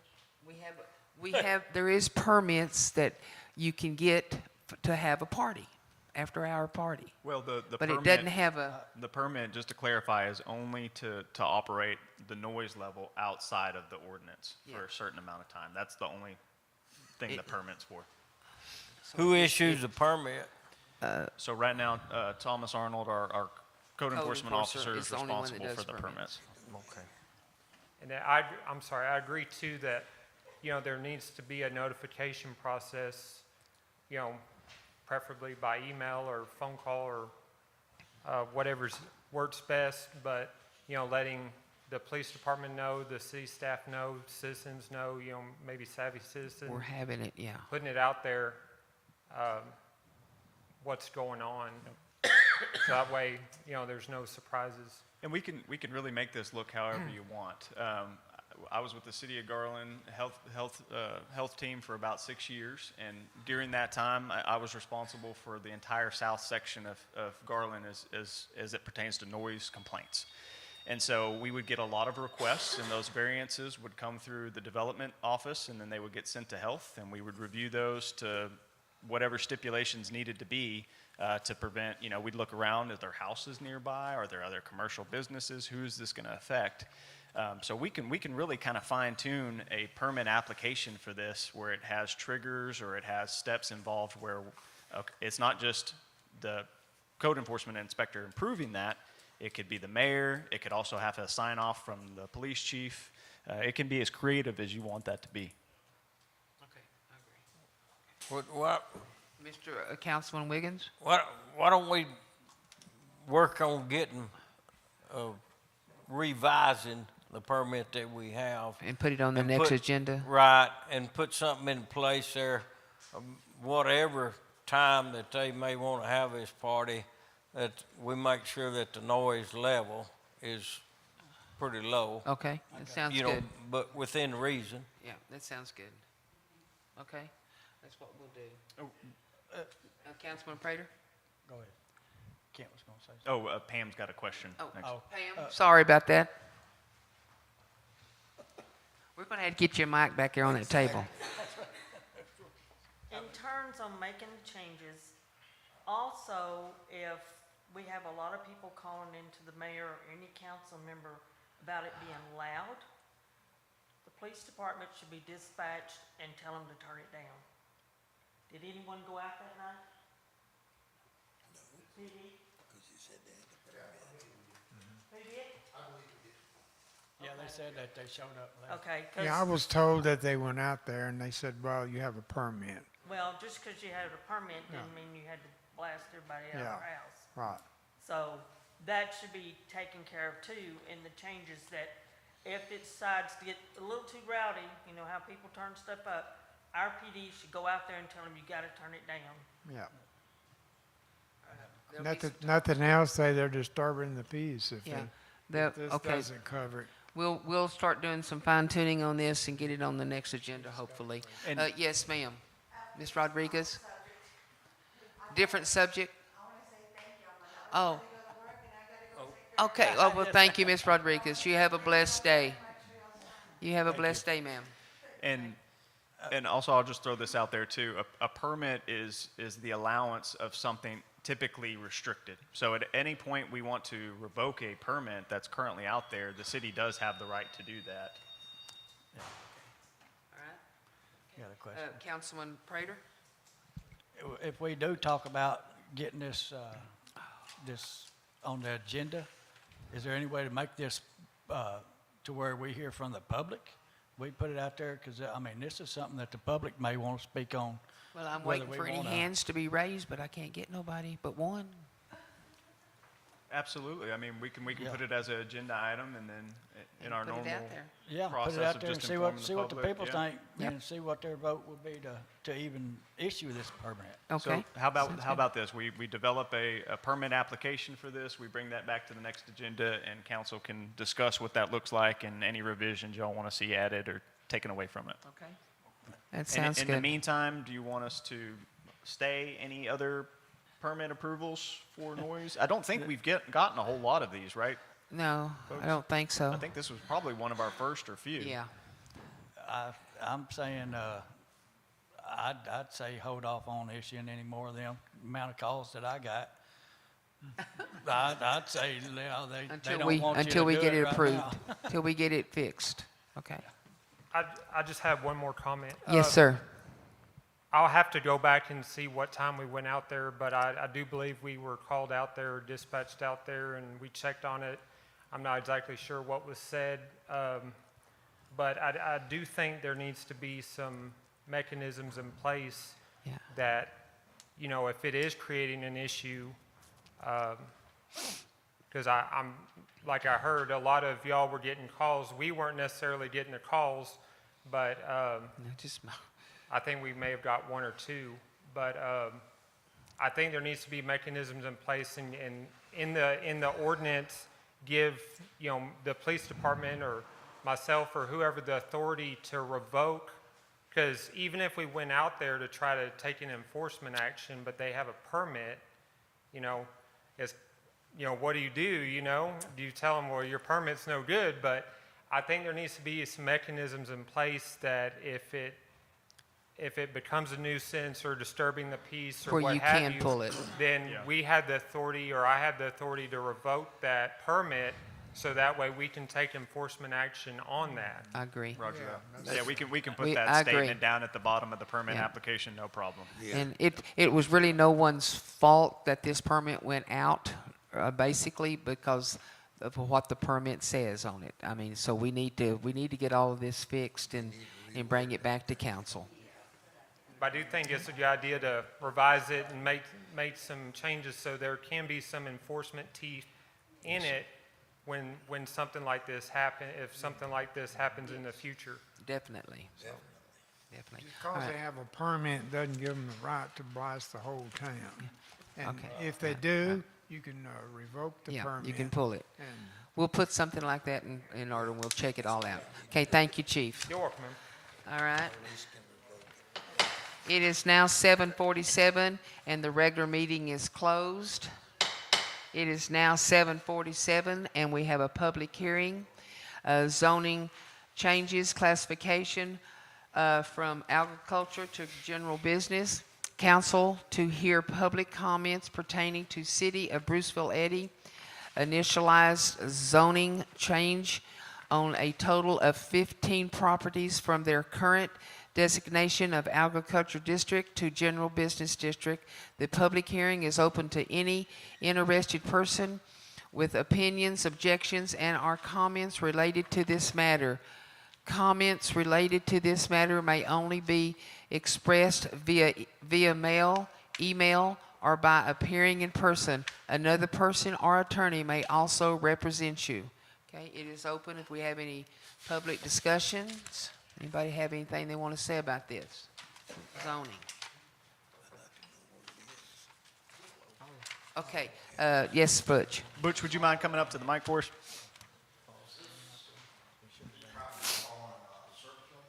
They're all on I-35. We've got, Basically. we've actually got a couple properties up on Highway 7. Yeah. Did you have a copy? You have a, While these ID numbers don't tell me where they're at. oh. Yes, sir. So, I was looking for the map. yeah, after we get through the public hearing, I'll have a presentation that'll kind of describe everything. Okay. Okay, if there's no questions, then. I'll have I'll say Well, you something. can't get- I mean, you can, oh, No, I can't This is for talk. public right now. This is for public. Yes, sir. Council discussion next. all right. Wasn't worth saying. 7:49, the public hearing is closed. 7:49, the regular council meeting is open. And zoning ordinance change, agriculture to general public. Council to discuss, consider, and possibly take action to approve ordinance. Do I need to read all these ordinances?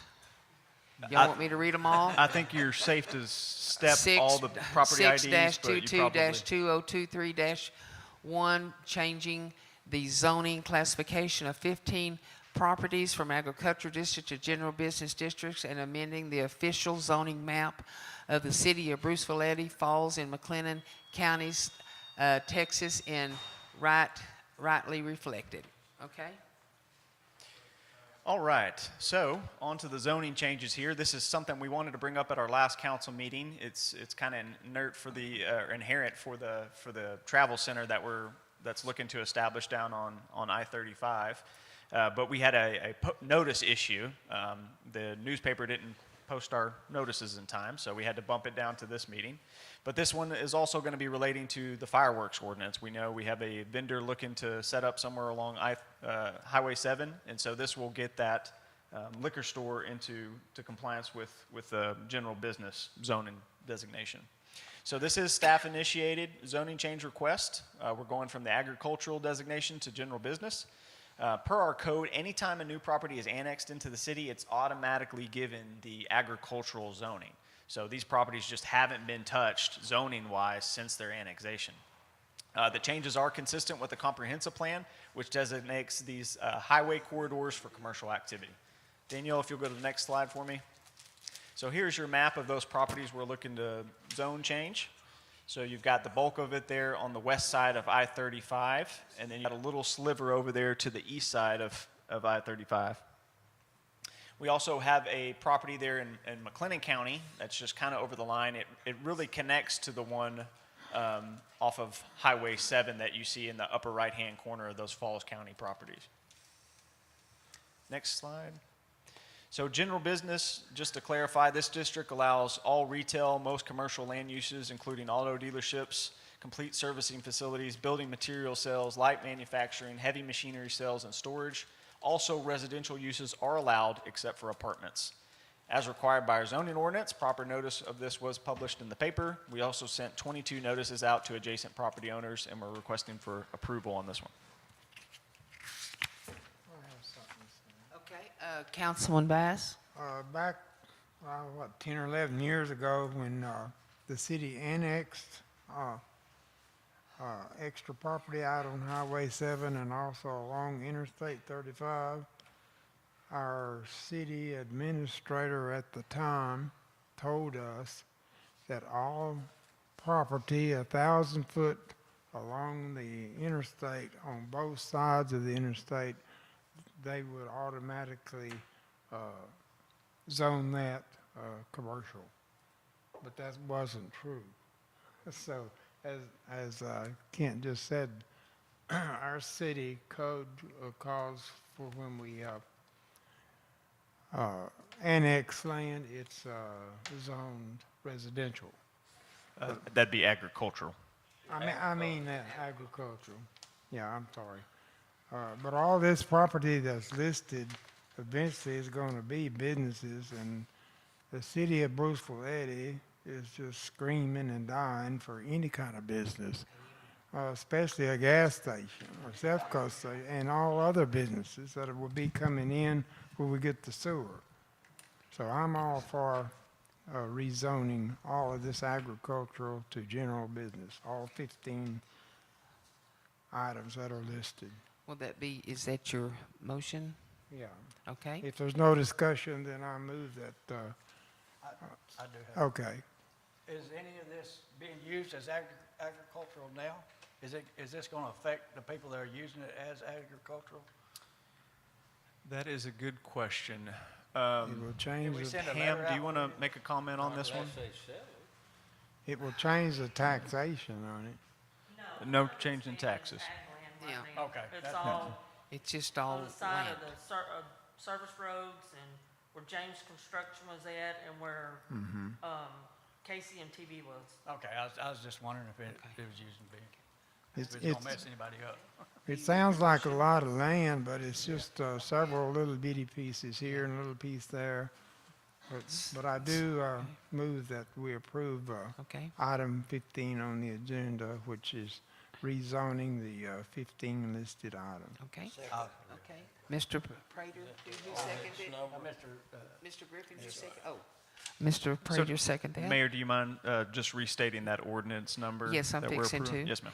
Council, we had a motion and a second from the council to take action to approve ordinance 6-22-2023-1, changing the zoning classification on 15 properties from agricultural district to general business district, and amending the official zoning map of the city of Bruceville-Eddy, Falls, and McLennan counties, Texas. Do we have a second?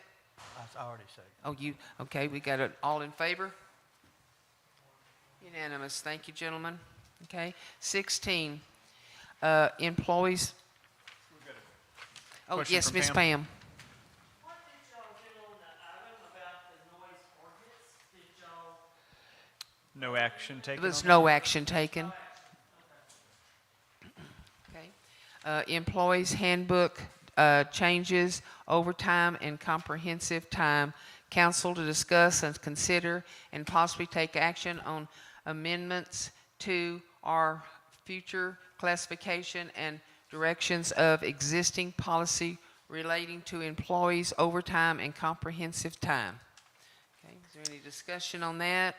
So I got a short little presentation for you, Mayor, on this one. So our overtime policy, I did include that in the packet. The policy currently states that supervisors must approve overtime in advance. Non-exempt employees are to receive either overtime pay or comp time pay at 1.5 times their hourly rate. Right now, the departments with overtime budgets include Public Works, which water there has spent about 17 grand for the year, and maintenance has spent about $300. Police also has an overtime budget. They have not used any for this fiscal year. If you go to the next one for me there, Danielle. So currently we have no established budget for overtime for administrative support personnel. We would need to budget this cost for next fiscal year, so just keep that in mind. So we did, this is a council member request for discussion on this one, so we'll leave it up to you. But my recommendation on this one is to not change the current policy, continue to allow supervisors to maintain that ability to adjust employee schedules to account for extra hours worked. Okay, Councilman Wiggins. Okay, you know, I was told that when we were in the budget meeting, I was told that I was asking about overtime and stuff, and that's how we came about this pay, trying to figure up our budget. And that's when I was told that the office employees were told by the past administrator that they could not get overtime if they worked it, that they would have to take comp time. But the guys who work outside, they get overtime. And I said, well, that's not right. You know, it ought to be up to the employee, to me, because it's either or, and that's what's stated in our policy. It should be up to the employee. If the employee wants to get, office employee wants to get overtime, then that's what they should be getting. And not, it shouldn't be dictated to them by our supervisor that they have to get comp time instead of overtime. And that's kind of where this came about. And I don't see anything in this compensation section. It talks about informal agreements between employees and their supervisor.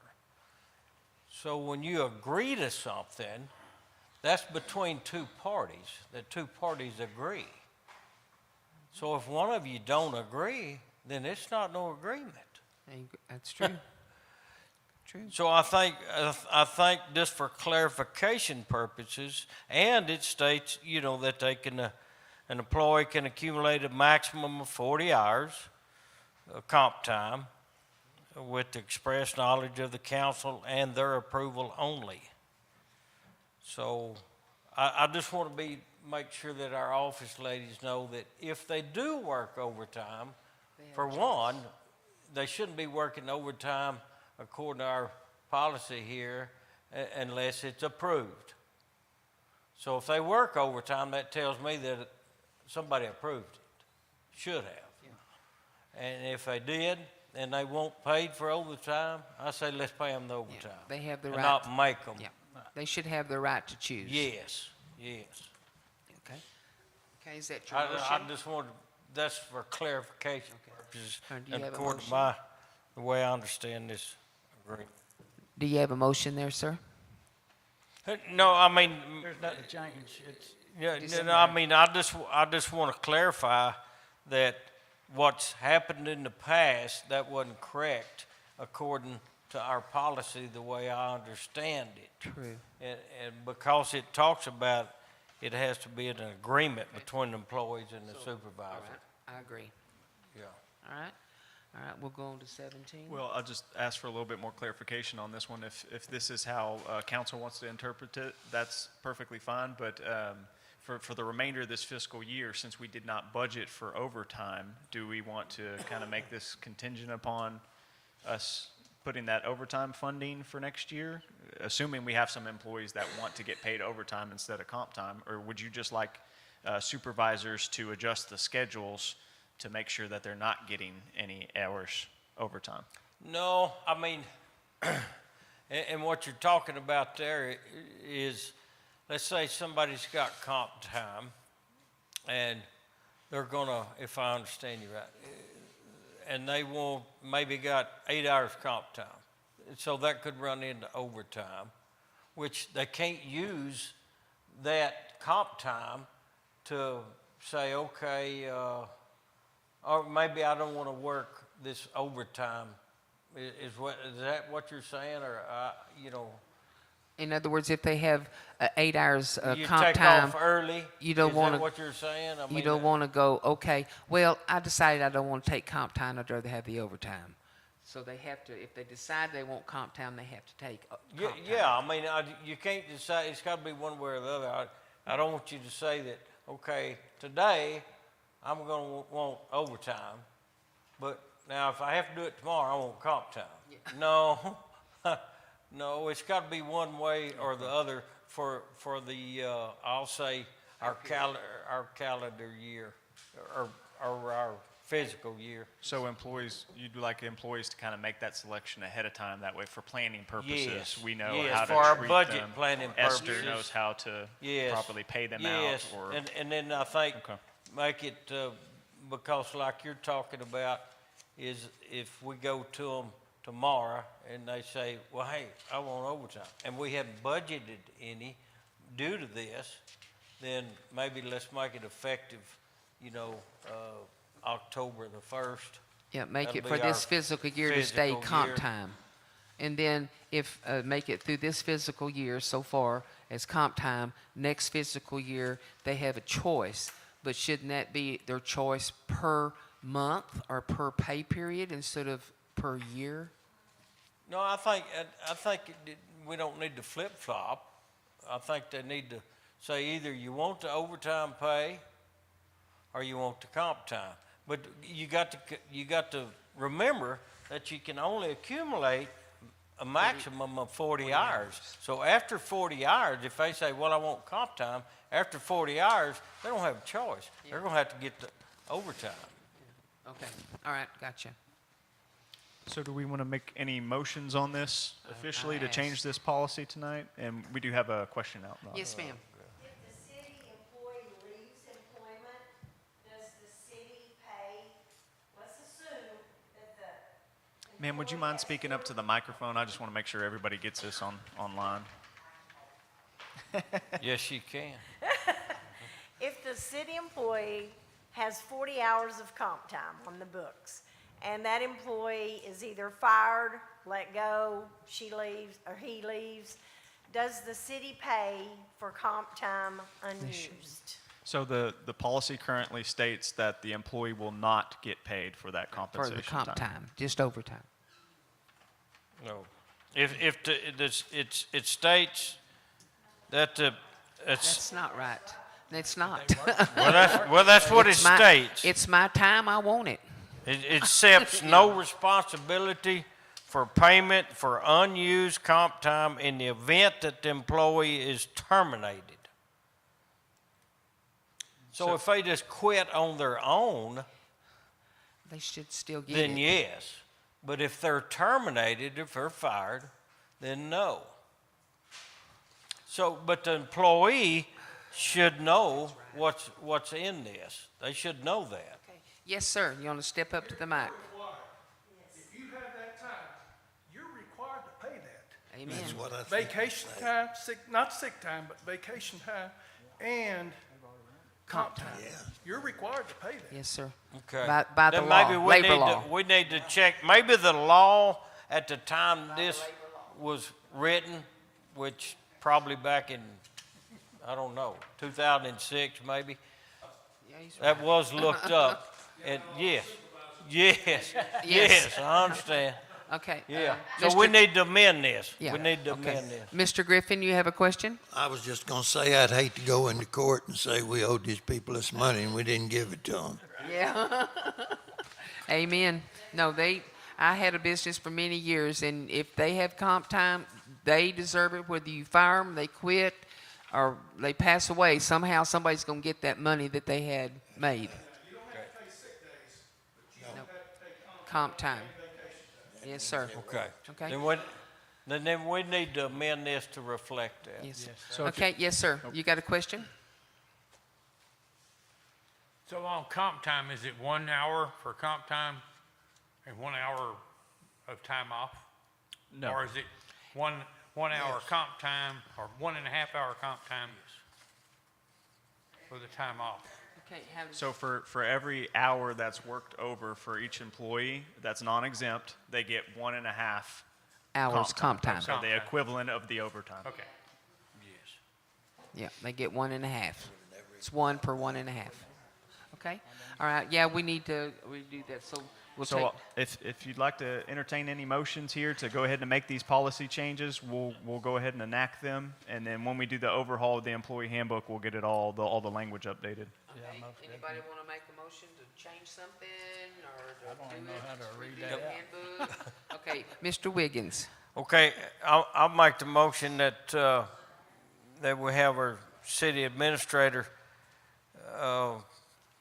check into what the law states on this and correct the part about not paying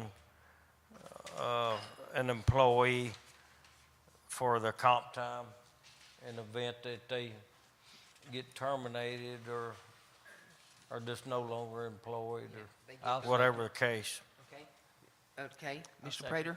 Mr. Prater seconds that. And then along with, as we were discussing, is talk to the employees and ask them what they want and to be effective on October the 1st, but they need to, it needs to State stay whether that they way want for the year. remainder of our physical year. Okay. They All will right. either want comp time or time or overtime. And then once they exceed the 40 hours, then it'll revert to time and a half pay, overtime pay. Councilman Griffin, you have a question? Yeah, is this policy gonna be for everybody or is it gonna be individually? No. It's for, the individual has the option to say if he wants overtime or comp time for a full year. Yeah. Non-exempt, so, Yeah. no, anybody that's salaried, this I won't mean, affect. one could say they want the overtime, the other can say I want the comp time. I see. Okay. That was Yes, my ma'am. motion. Yes, ma'am, we are. Oh. But I can't make motions. I think you're shooting yourself in the foot by having this employee handle this way, this employee handle this way. The supervisor has to go, oh, Sally Sue does it like this, but I need her to do this, and she don't want to do this because she's got this.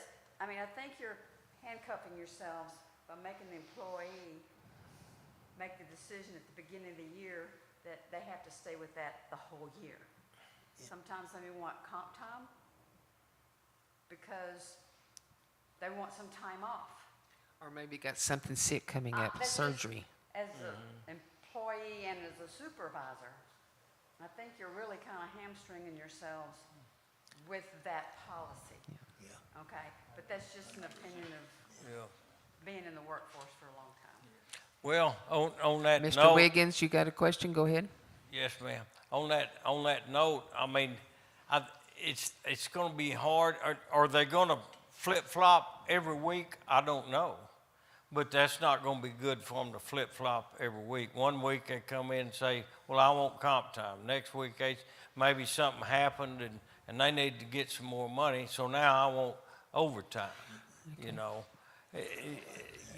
I'd rather for them to make a decision one way or the other and not just flip-flop back and forth all the time. Okay. Now, maybe we could work something out. What do y'all think? I was thinking, we could just say, okay, everybody's going to get overtime, but if they need comp time for like upcoming surgeries or upcoming something that they know they're going to have, that they'd rather have the comp time, they can come and talk to their the city administrator, their boss, and then they could talk with the city administrator and myself and say, hey, can I have comp time instead of overtime for this month because I'm going to have surgery, or I need something special that I have to have extra time off or something.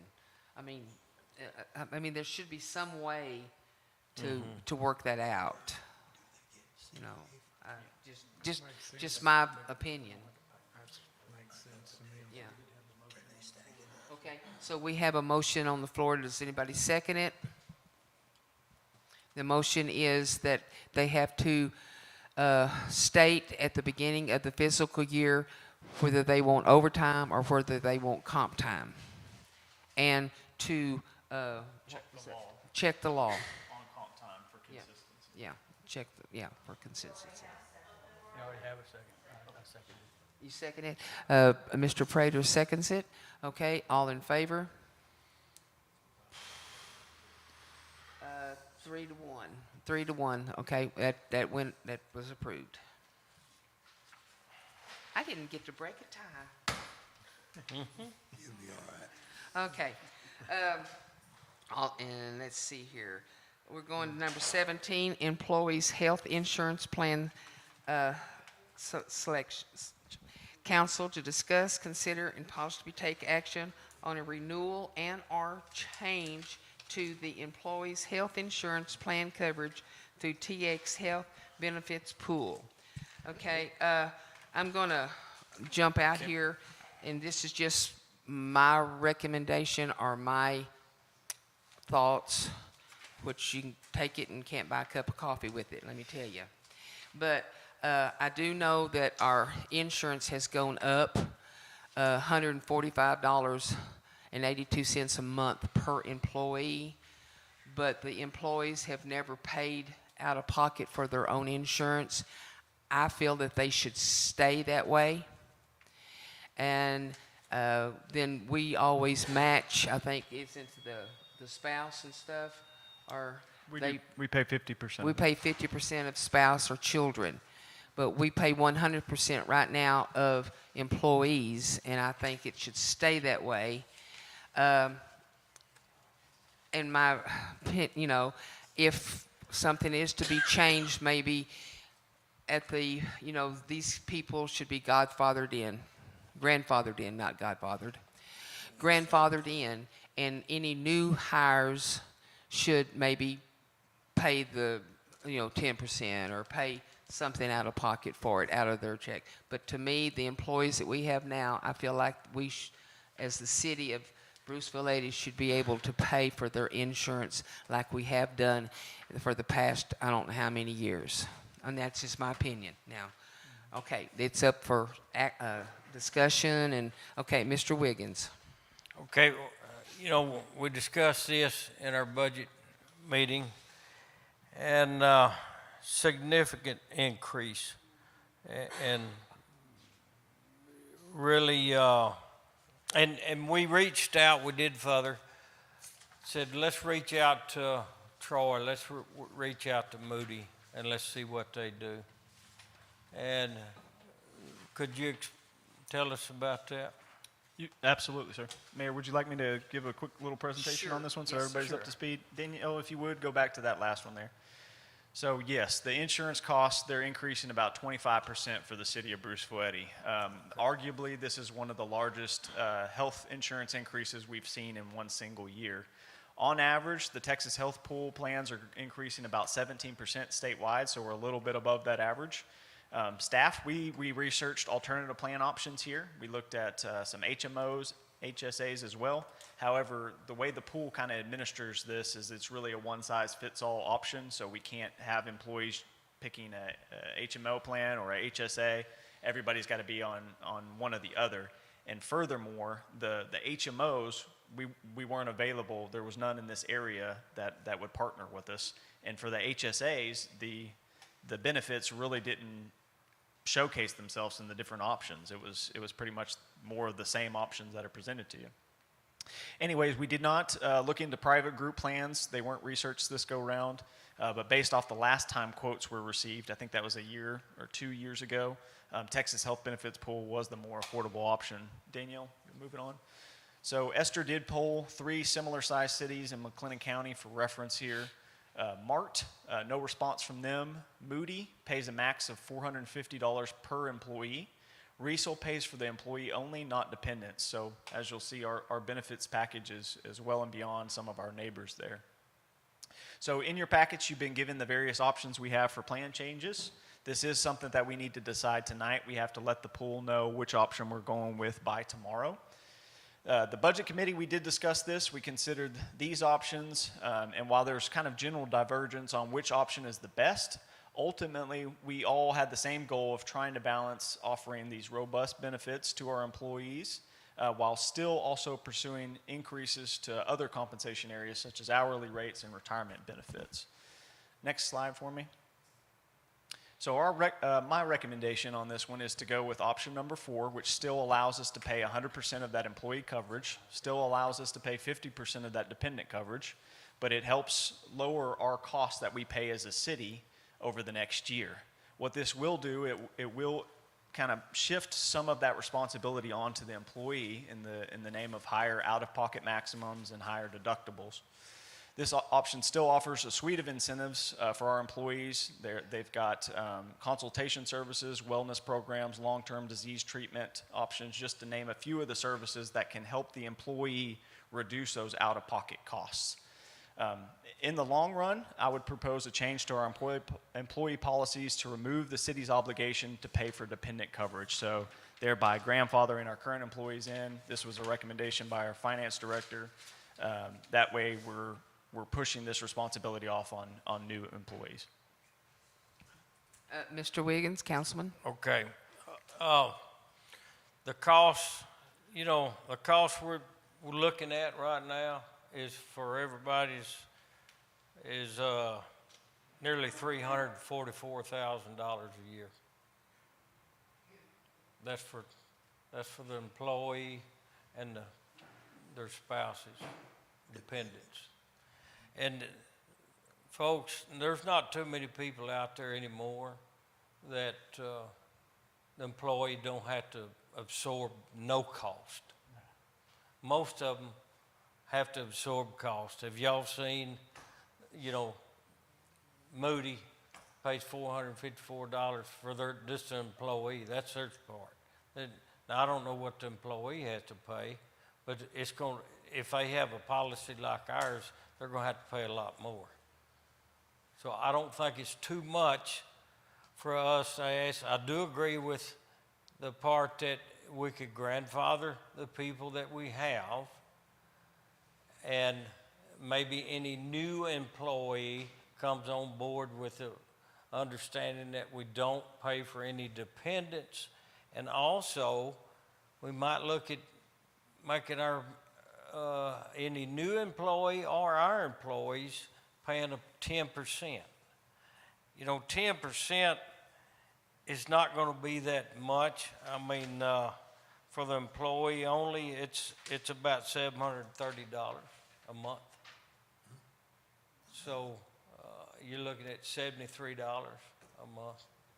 I don't think it's unreasonable.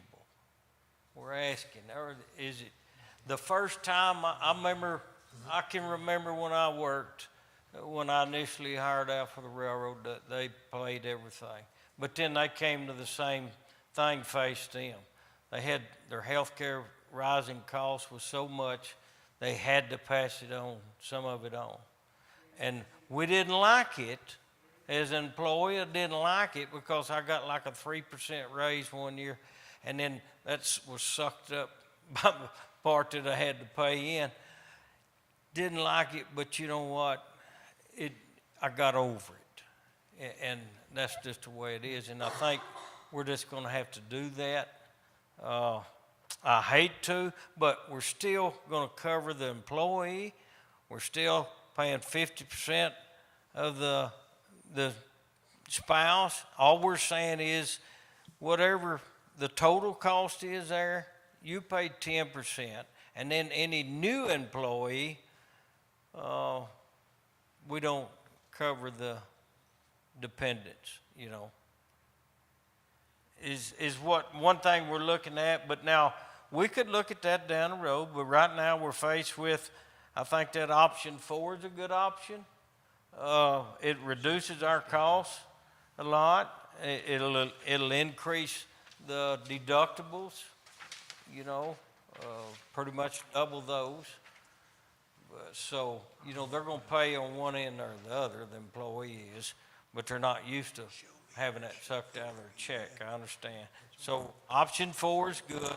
I also think that we need to go a step further and say that any employee, new employees that's hired, we don't cover dependents, and maybe that employee has to pay 10% of their cost. All right. I mean, I understand $74, making an employee pay $74, you know, a month out of their paycheck is not a lot of money per se. But when you give them a raise of 2% or 3% or whatever it is, and you give them $75 a month raise, and then you turn around and say, oh, but you got to give that back to me. You don't get a raise this year. That, to me, that's just kind of a slap in the face to an employee. They do have some more options here. They have option 1, which is the one I like, which is doing now. And then they have option 2, which, you know, is pretty close to figure that out. I broke it down monthly because I've been this, you know, it's just okay on option family pays employees. Yeah, I mean it just, I mean, I just don't see giving somebody a raise. Of course, my ex-husband worked for the railroad too, but we made a lot more money per hour or salaried money working for the railroad than we pay a city employee. You know, so when they made me pay a certain percent of our insurance, yeah, I didn't like giving up my gravy money. I wanted gravy on my taters, you know. But these employees, they're going to, you know, you're giving them a little bit of extra meat on their plate, and then you're taking it away from them, so they pay insurance. I just don't see that. That's just, as I said, that's just my opinion and my suggestion. I don't have the budget. Yes, ma'am. Labor laws, Would you mind? Thank you. the labor laws, and treating employees differently, just check into it. Grandfathering, That's saying what I was people saying. coming in, you're gonna treat them differently. I'm just saying, check into it. Yeah. We wanna do it out of the goodness of our heart to our employees that have been with us a long time. They don't care.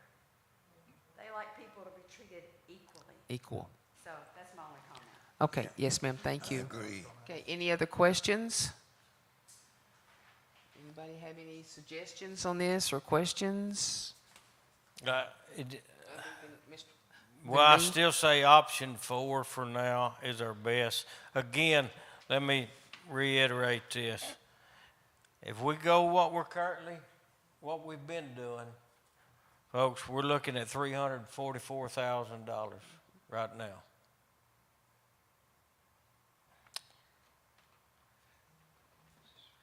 I think we need to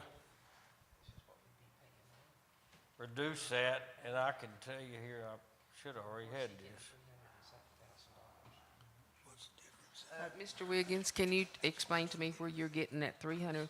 Because I'm looking at a thing that was sent to us from the health insurance estimate, and a yearly total, we are currently paying $119,904, and then, I know that's probably, I think, I forget what it's for, but then it says our new current rate would be $131,277.72.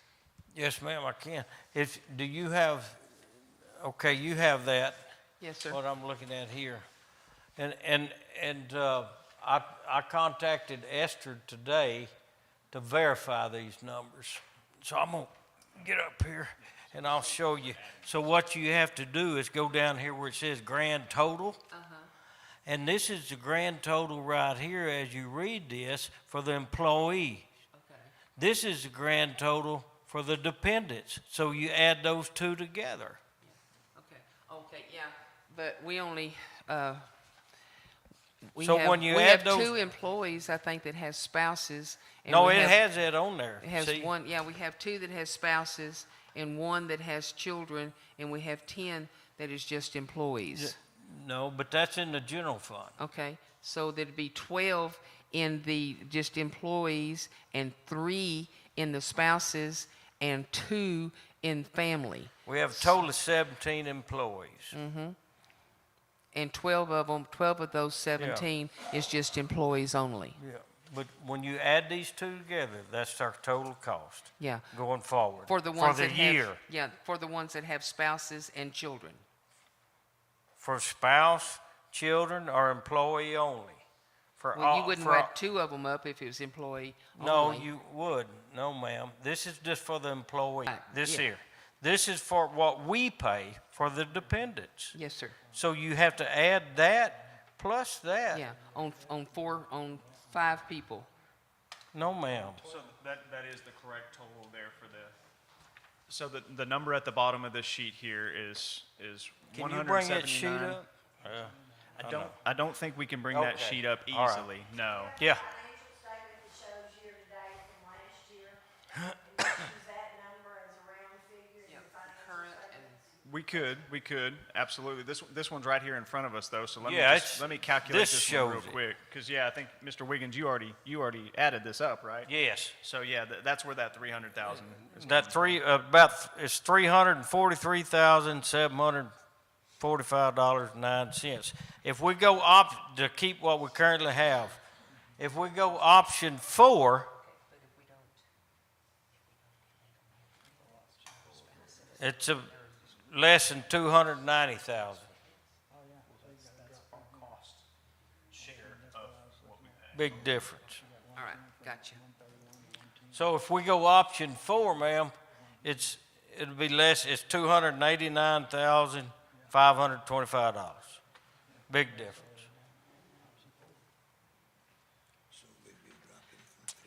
As I said, that was just my opinion. And the option 4 still gives them coverage. It just increases their deductible. That's what it does. They still have good coverage. Well, what about option number 2? That's pretty good.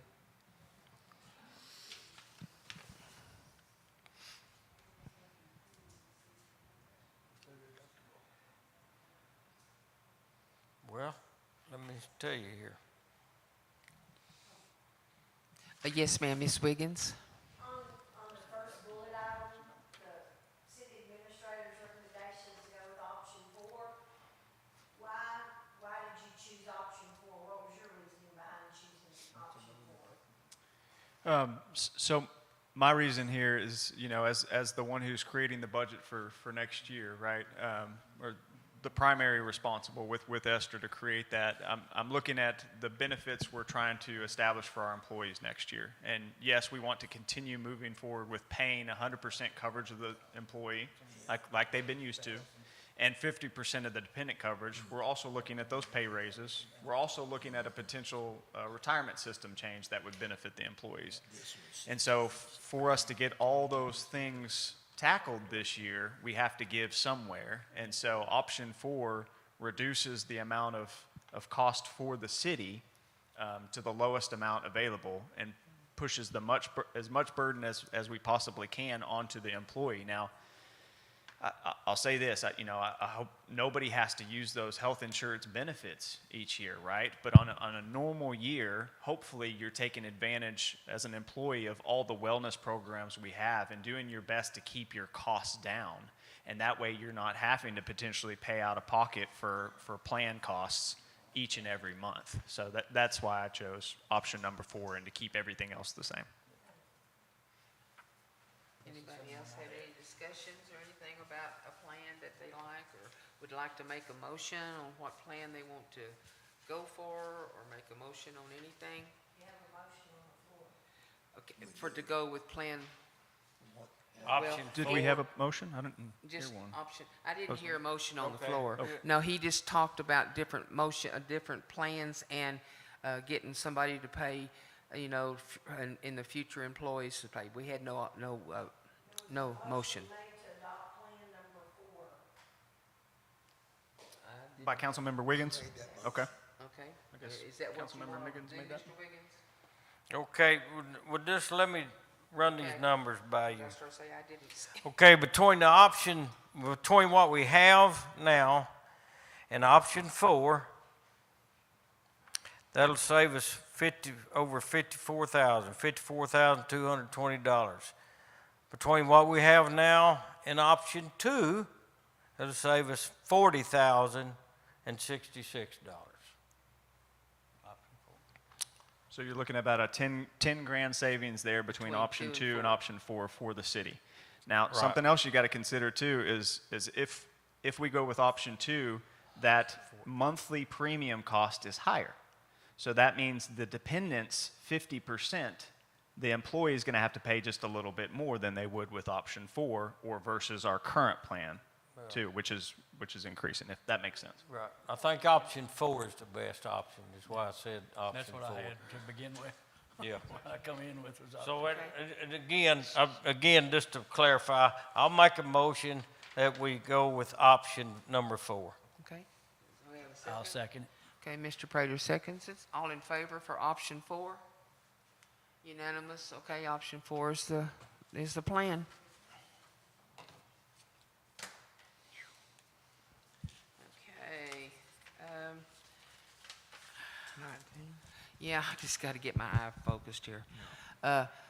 Friendly Oaks Water Plant, repair to groundwater well. Council to discuss, consider, and possibly take action to address electrical and mechanical issues at the Friendly Oaks Water Plant site that has resulted in its inoperability, including the approval of any needed repairs and related expenditures. Okay, so we've had this well down now for about 4 months. We did perform some root cause analysis just for everybody who needs to be updated. Zero to little protection on our well sites for single phasing or surging power events cause these motors to overheat. There's also the potential that lightning strike took out this motor at Friendly Oaks Well and Westridge. So this well site, it's been down. As I said, staff have worked through the quoting process for repairs. So as you can see from MRB Group and then the documents that you have in your packet, the quotes were significantly different. The options there are Lime itemized for one of our quotes. It gave a lot of extras involved in it. So right now we're starting to face some increasing temperatures outside. Everybody's aware of that. Our water system demand is beginning to approach a critical head. So we're quickly nearing a point where we really simply have to have this well back online just to keep the water flowing to our customers. Danielle, if you go to the next slide there. The lead time to get all the parts in from the VFD and sine wave filter to properly protect the well site is going to be longer than anticipated. The well VFD has been ordered. We did go ahead and authorize that and expected to be in 30 days. The other parts may take upwards of a year. So our original request was to not move forward with turning on the well again until all protections were in place. However, now we're requesting a slight deviation from this plan in response to these new circumstances. If you'll go to the next slide there. So what we've gone ahead and done on our end, I already mentioned this, the pump and motor have been reset. We did receive those 2 quotes.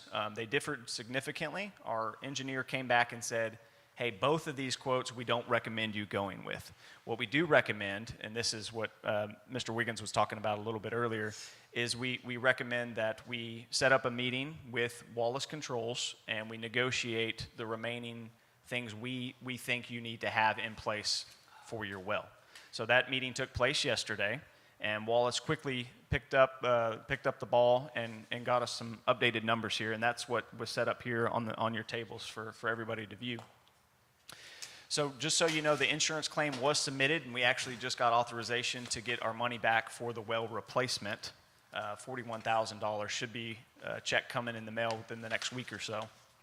So essentially, we're asking authorization to move forward with the bulk of our engineering recommended electrical protections and restart this well. This work will also prep the site for eventual installation of the final protections when they become available.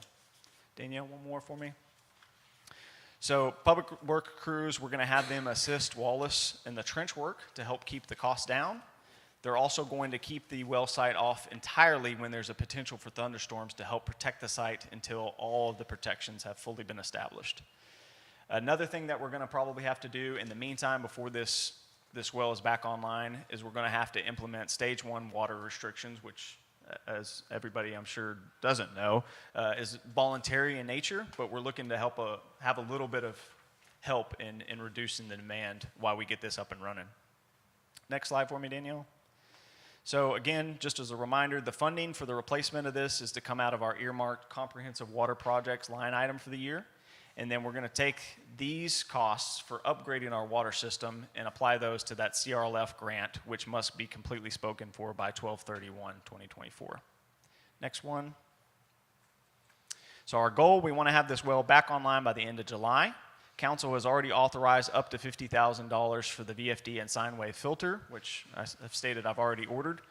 We're requesting an updated authorization to spend upwards of $75,000 total. That includes that initial $50,000 for these electrical upgrades.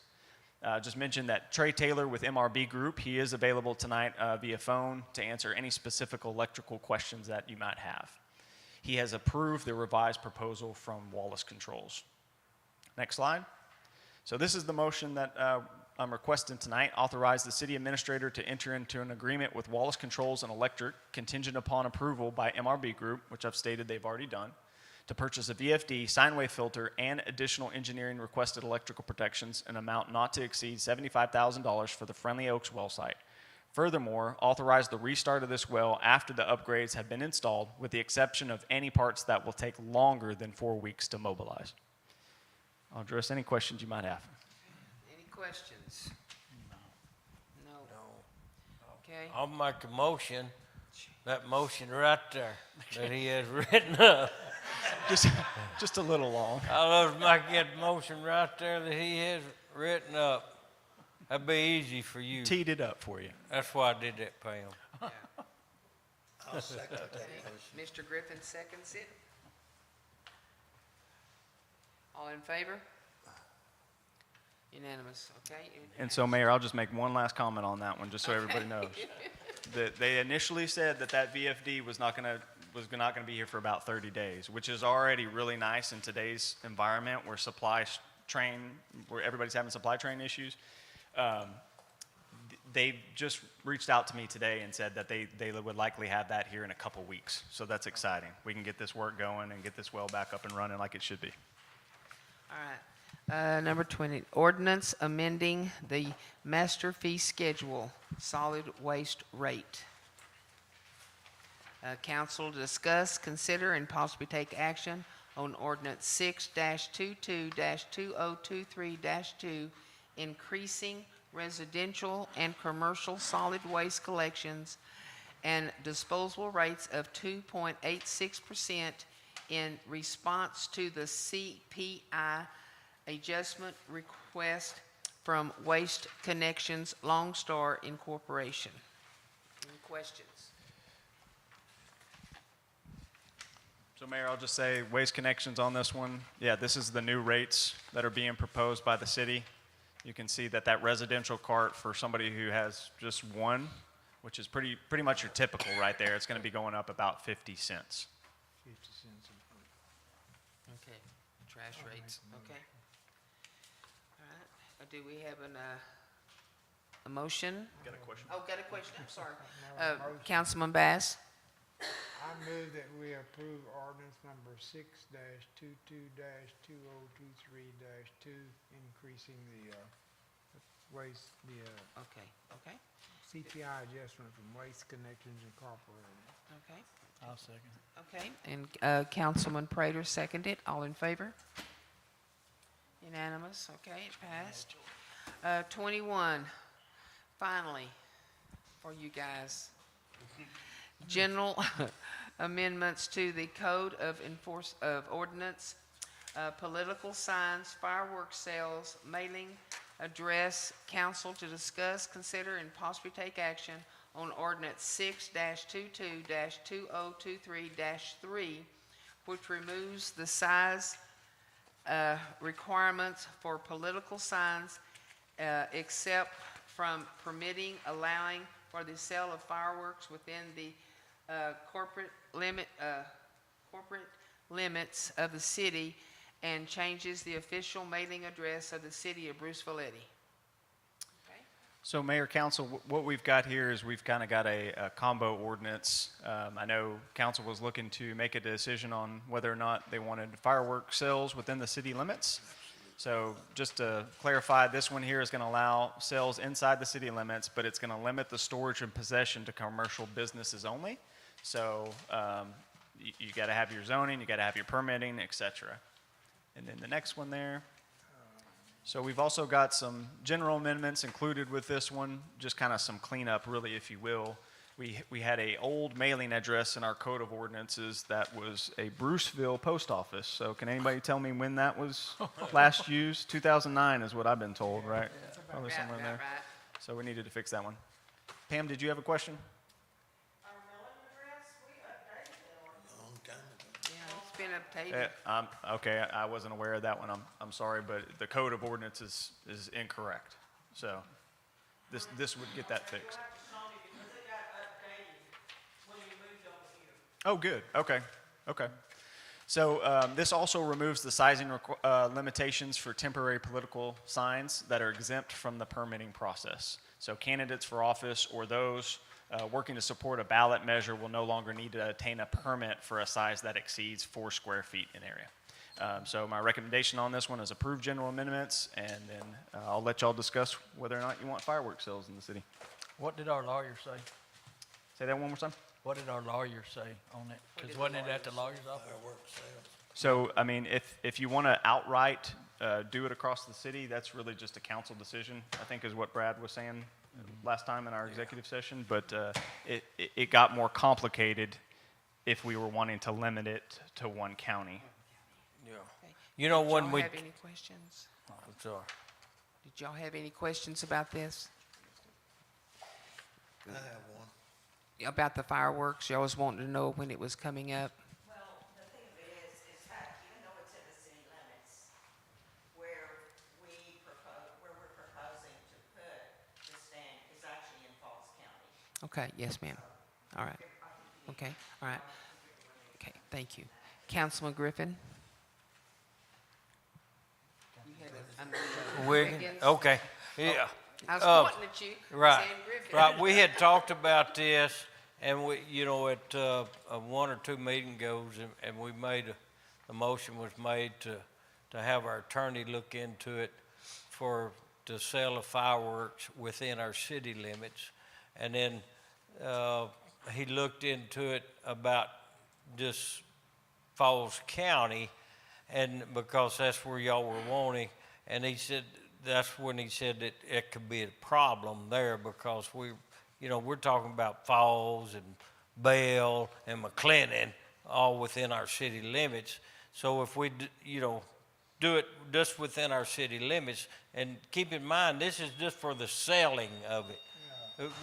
There's Still still, can't pop it. yes, That's all it changes. you still can't Pop 'em. you still can't pop them within the city. This is because we have a citizen that lives here wants to open a business, and that's why I wanted to, you know, if we got somebody that lives here and wants to open a business here, then I think that's great. You could buy them just right up the road there. So Yes. Sell them in town?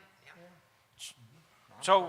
So, and if, I'll make a motion that we approve ordinance number 6-22-2023-3. Okay. I second it.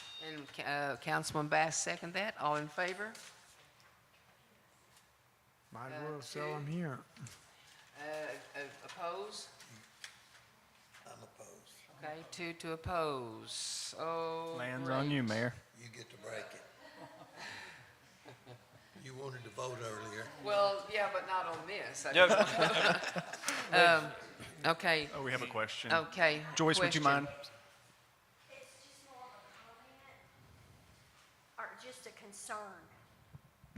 Tall people been. Yeah, tall people. I wouldn't want to see fireworks stands popping up all over the city. I don't think that would really benefit our city. It would, not that fireworks stands are trashy looking, but some of them are, or they get that way over time. I'm not against fireworks stands, but I really would prefer them being outside of the city limits, keeping them outside of the city limits. Or if we annex in property and they're already on it, that's different. But having an ordinance that says, well, you can have a fireworks stand in the city. Okay, well, people could put one, you know, anywhere. I don't want a fireworks stand anywhere near my house. All the traffic coming in and stuff like that. I would, the lights and all of that, I wouldn't, you know. Well, Maybe if you had a designated area or county or something like that, where people just couldn't do a fireworks stand anywhere in town. But the way the ordinance, what my understanding is, well, if you want a fireworks stand inside the city limits, then you can have a fireworks stand. There's no Boundary line. There's no restriction. So I'll address this. Right. I'll address this one just quickly here. So if there are to be fireworks sales in the city limits, they do have to fall within all of our other ordinances. So they would be only allowed in those general business zoned Right. areas. So they couldn't establish this in a residential zoned area or agricultural zoned area or anything like that. And then they have to go through the permitting process to get their building established. We have that whole list ironed out in the ordinances. So yeah, they can't open one in a residential area. It has to be zoned. It has to be, as long as it's commercial business, I mean, and it has to be zoned properly, correct? that is correct, sir. Okay. Okay. What, I got a question. There's, Okay, yes, sir. I wouldn't want to put a fireworks stand downtown anyway. I mean, that's be stupid. And our container stands, our stands are not trashy. They are made out of metal, first trip containers. One time, they've been across one time that we had built out, and it cost a lot of money to have that done. So therefore, we don't have to sit with them like all these American people have to do. Mr. W, Mr. B, and all them, Pink Rooster, whoever. If it's a wood stand, they gotta stay with it. We can lock ours up and go home. Because right. it's metal. If somebody wants to sit in there and use the cutting torch, they deserve to be blown up. Okay, I have a. And you can only operate that thing to certain times of the year and for so Yes. long. We Right. only operate, let's see, the Wednesday before the Monday holiday at Memorial Day, the 24th of June to the midnight, the 4th of July, and the 20th of December to midnight, January 1st. That's the only time we can operate. Okay. I mean, we got into this in 17, and this is, both of us are retired, and this is what we do to supplement our income. Right. Just plain and simple. And y'all live here in This the is- city limits of Bruceville-Eddy? Yeah, we live in the city limits. I mean, I have a home on the coast too, but I live here. Yeah. I've raised my grandson. I have 50% custody of him, so I have to be here 50% of the time, Right, so, sure. Okay. yeah, I mean, Okay, so there is specific ordinances and stuff that where these stands can go, if I'm hearing this correctly, right? Well, they would be open to go anywhere it's currently zoned general business. So if we allow sales of fireworks, it becomes essentially just another business that can establish in the city, but it's still subject to those zoning ordinances. And then if the business owner wants to establish a structure, that structure has to conform with all of our building codes as well. yes. But if it's State if it's not a, codes, in fact, the state fire marshal codes, you have to, so if it's not a state fire marshal permanent, inspects our stands every year. if it's not a permanent fixture, then it doesn't have to go through building codes and stuff. I'm not 100% sure on what we do if this is going to be a temporary structure that somebody would want to. Because that's what this is going to be for y'all, Well, it right? would be temporary, yes, it'd be moved in and out. Okay. And I still have to have retail permits from the state. I still have to have everything that you need for that from the state. County, and whatever I need from y'all, the city, what kind of permit I would need y'all for a temporary business. And that's basically it. I do carry insurance. I carry $1 million, which goes up to $3 million, or can go up to $3 million. I carry that every year in case there's problems. And we try to preach and teach safety. Safety first, above all else. All right. Because we've had guys come back that's blown their fingers off, their hands off. My niece she's a 911 dispatcher. She took a call one night where the guy was clean sober. No drugs, no alcohol, nothing. He was shooting fireworks for his family. He put the tube, artillery shell, against his chest, loaded the shell upside down, put it in backwards. When he lit it, it went clean through his chest, killed him, right in front of his family. Just stupidity. Yeah, stupidity is what hurts people. Okay, my other question is, before I make this final decision, so if we agreed to do this right outside of Falls, right in our city limits in the Falls County area, Yes. and we say yes to this, is that going to make everybody else come and ask us before they put one up, or can they just go put one up? Technically, they could just put one up, and unless it's some sort of temporary structure where we would need to say yay or nay. But if they were wanting to establish a full-time fireworks stand that's there night and day, 7 days a week, that's still going to be subject to our permitting process. So they can't just put one our up? building inspector would have to go out and inspect it and all that. Okay. Okay, then I say yes. Oh, well, okay, go ahead. Like say someone else comes in and wants to put in a fireworks stand. Would the businesses around that be notified of this is coming? I mean, like say they wanna, I know he said you wouldn't put it downtown, but that doesn't mean somebody else might. Has to be general business. So the question on this one, just to reiterate to everybody on YouTube and everything, was whether or not there's going to be a notification process for the surrounding neighbors if a fireworks stand wanted to go in.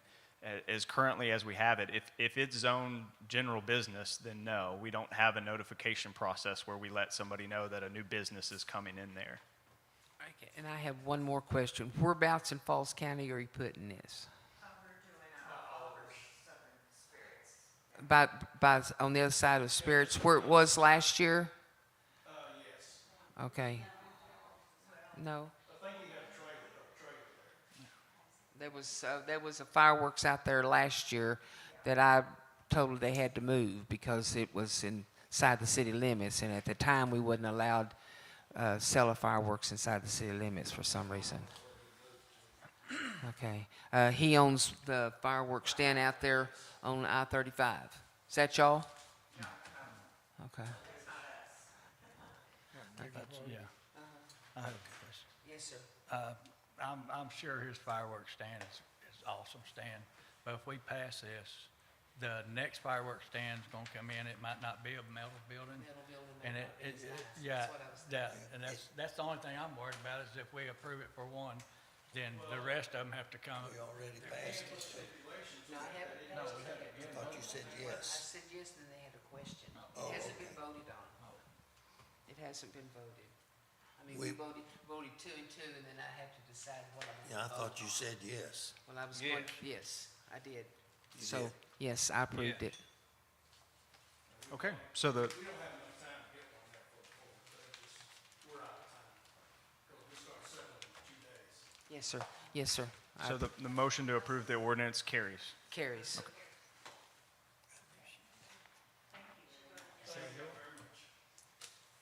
And that's it. I'll make a motion to adjourn. Okay, Mr. Bass makes a motion to adjourn. We have it. Mr. Griffin seconds it. This meeting is now adjourned. It is now 8:55 PM.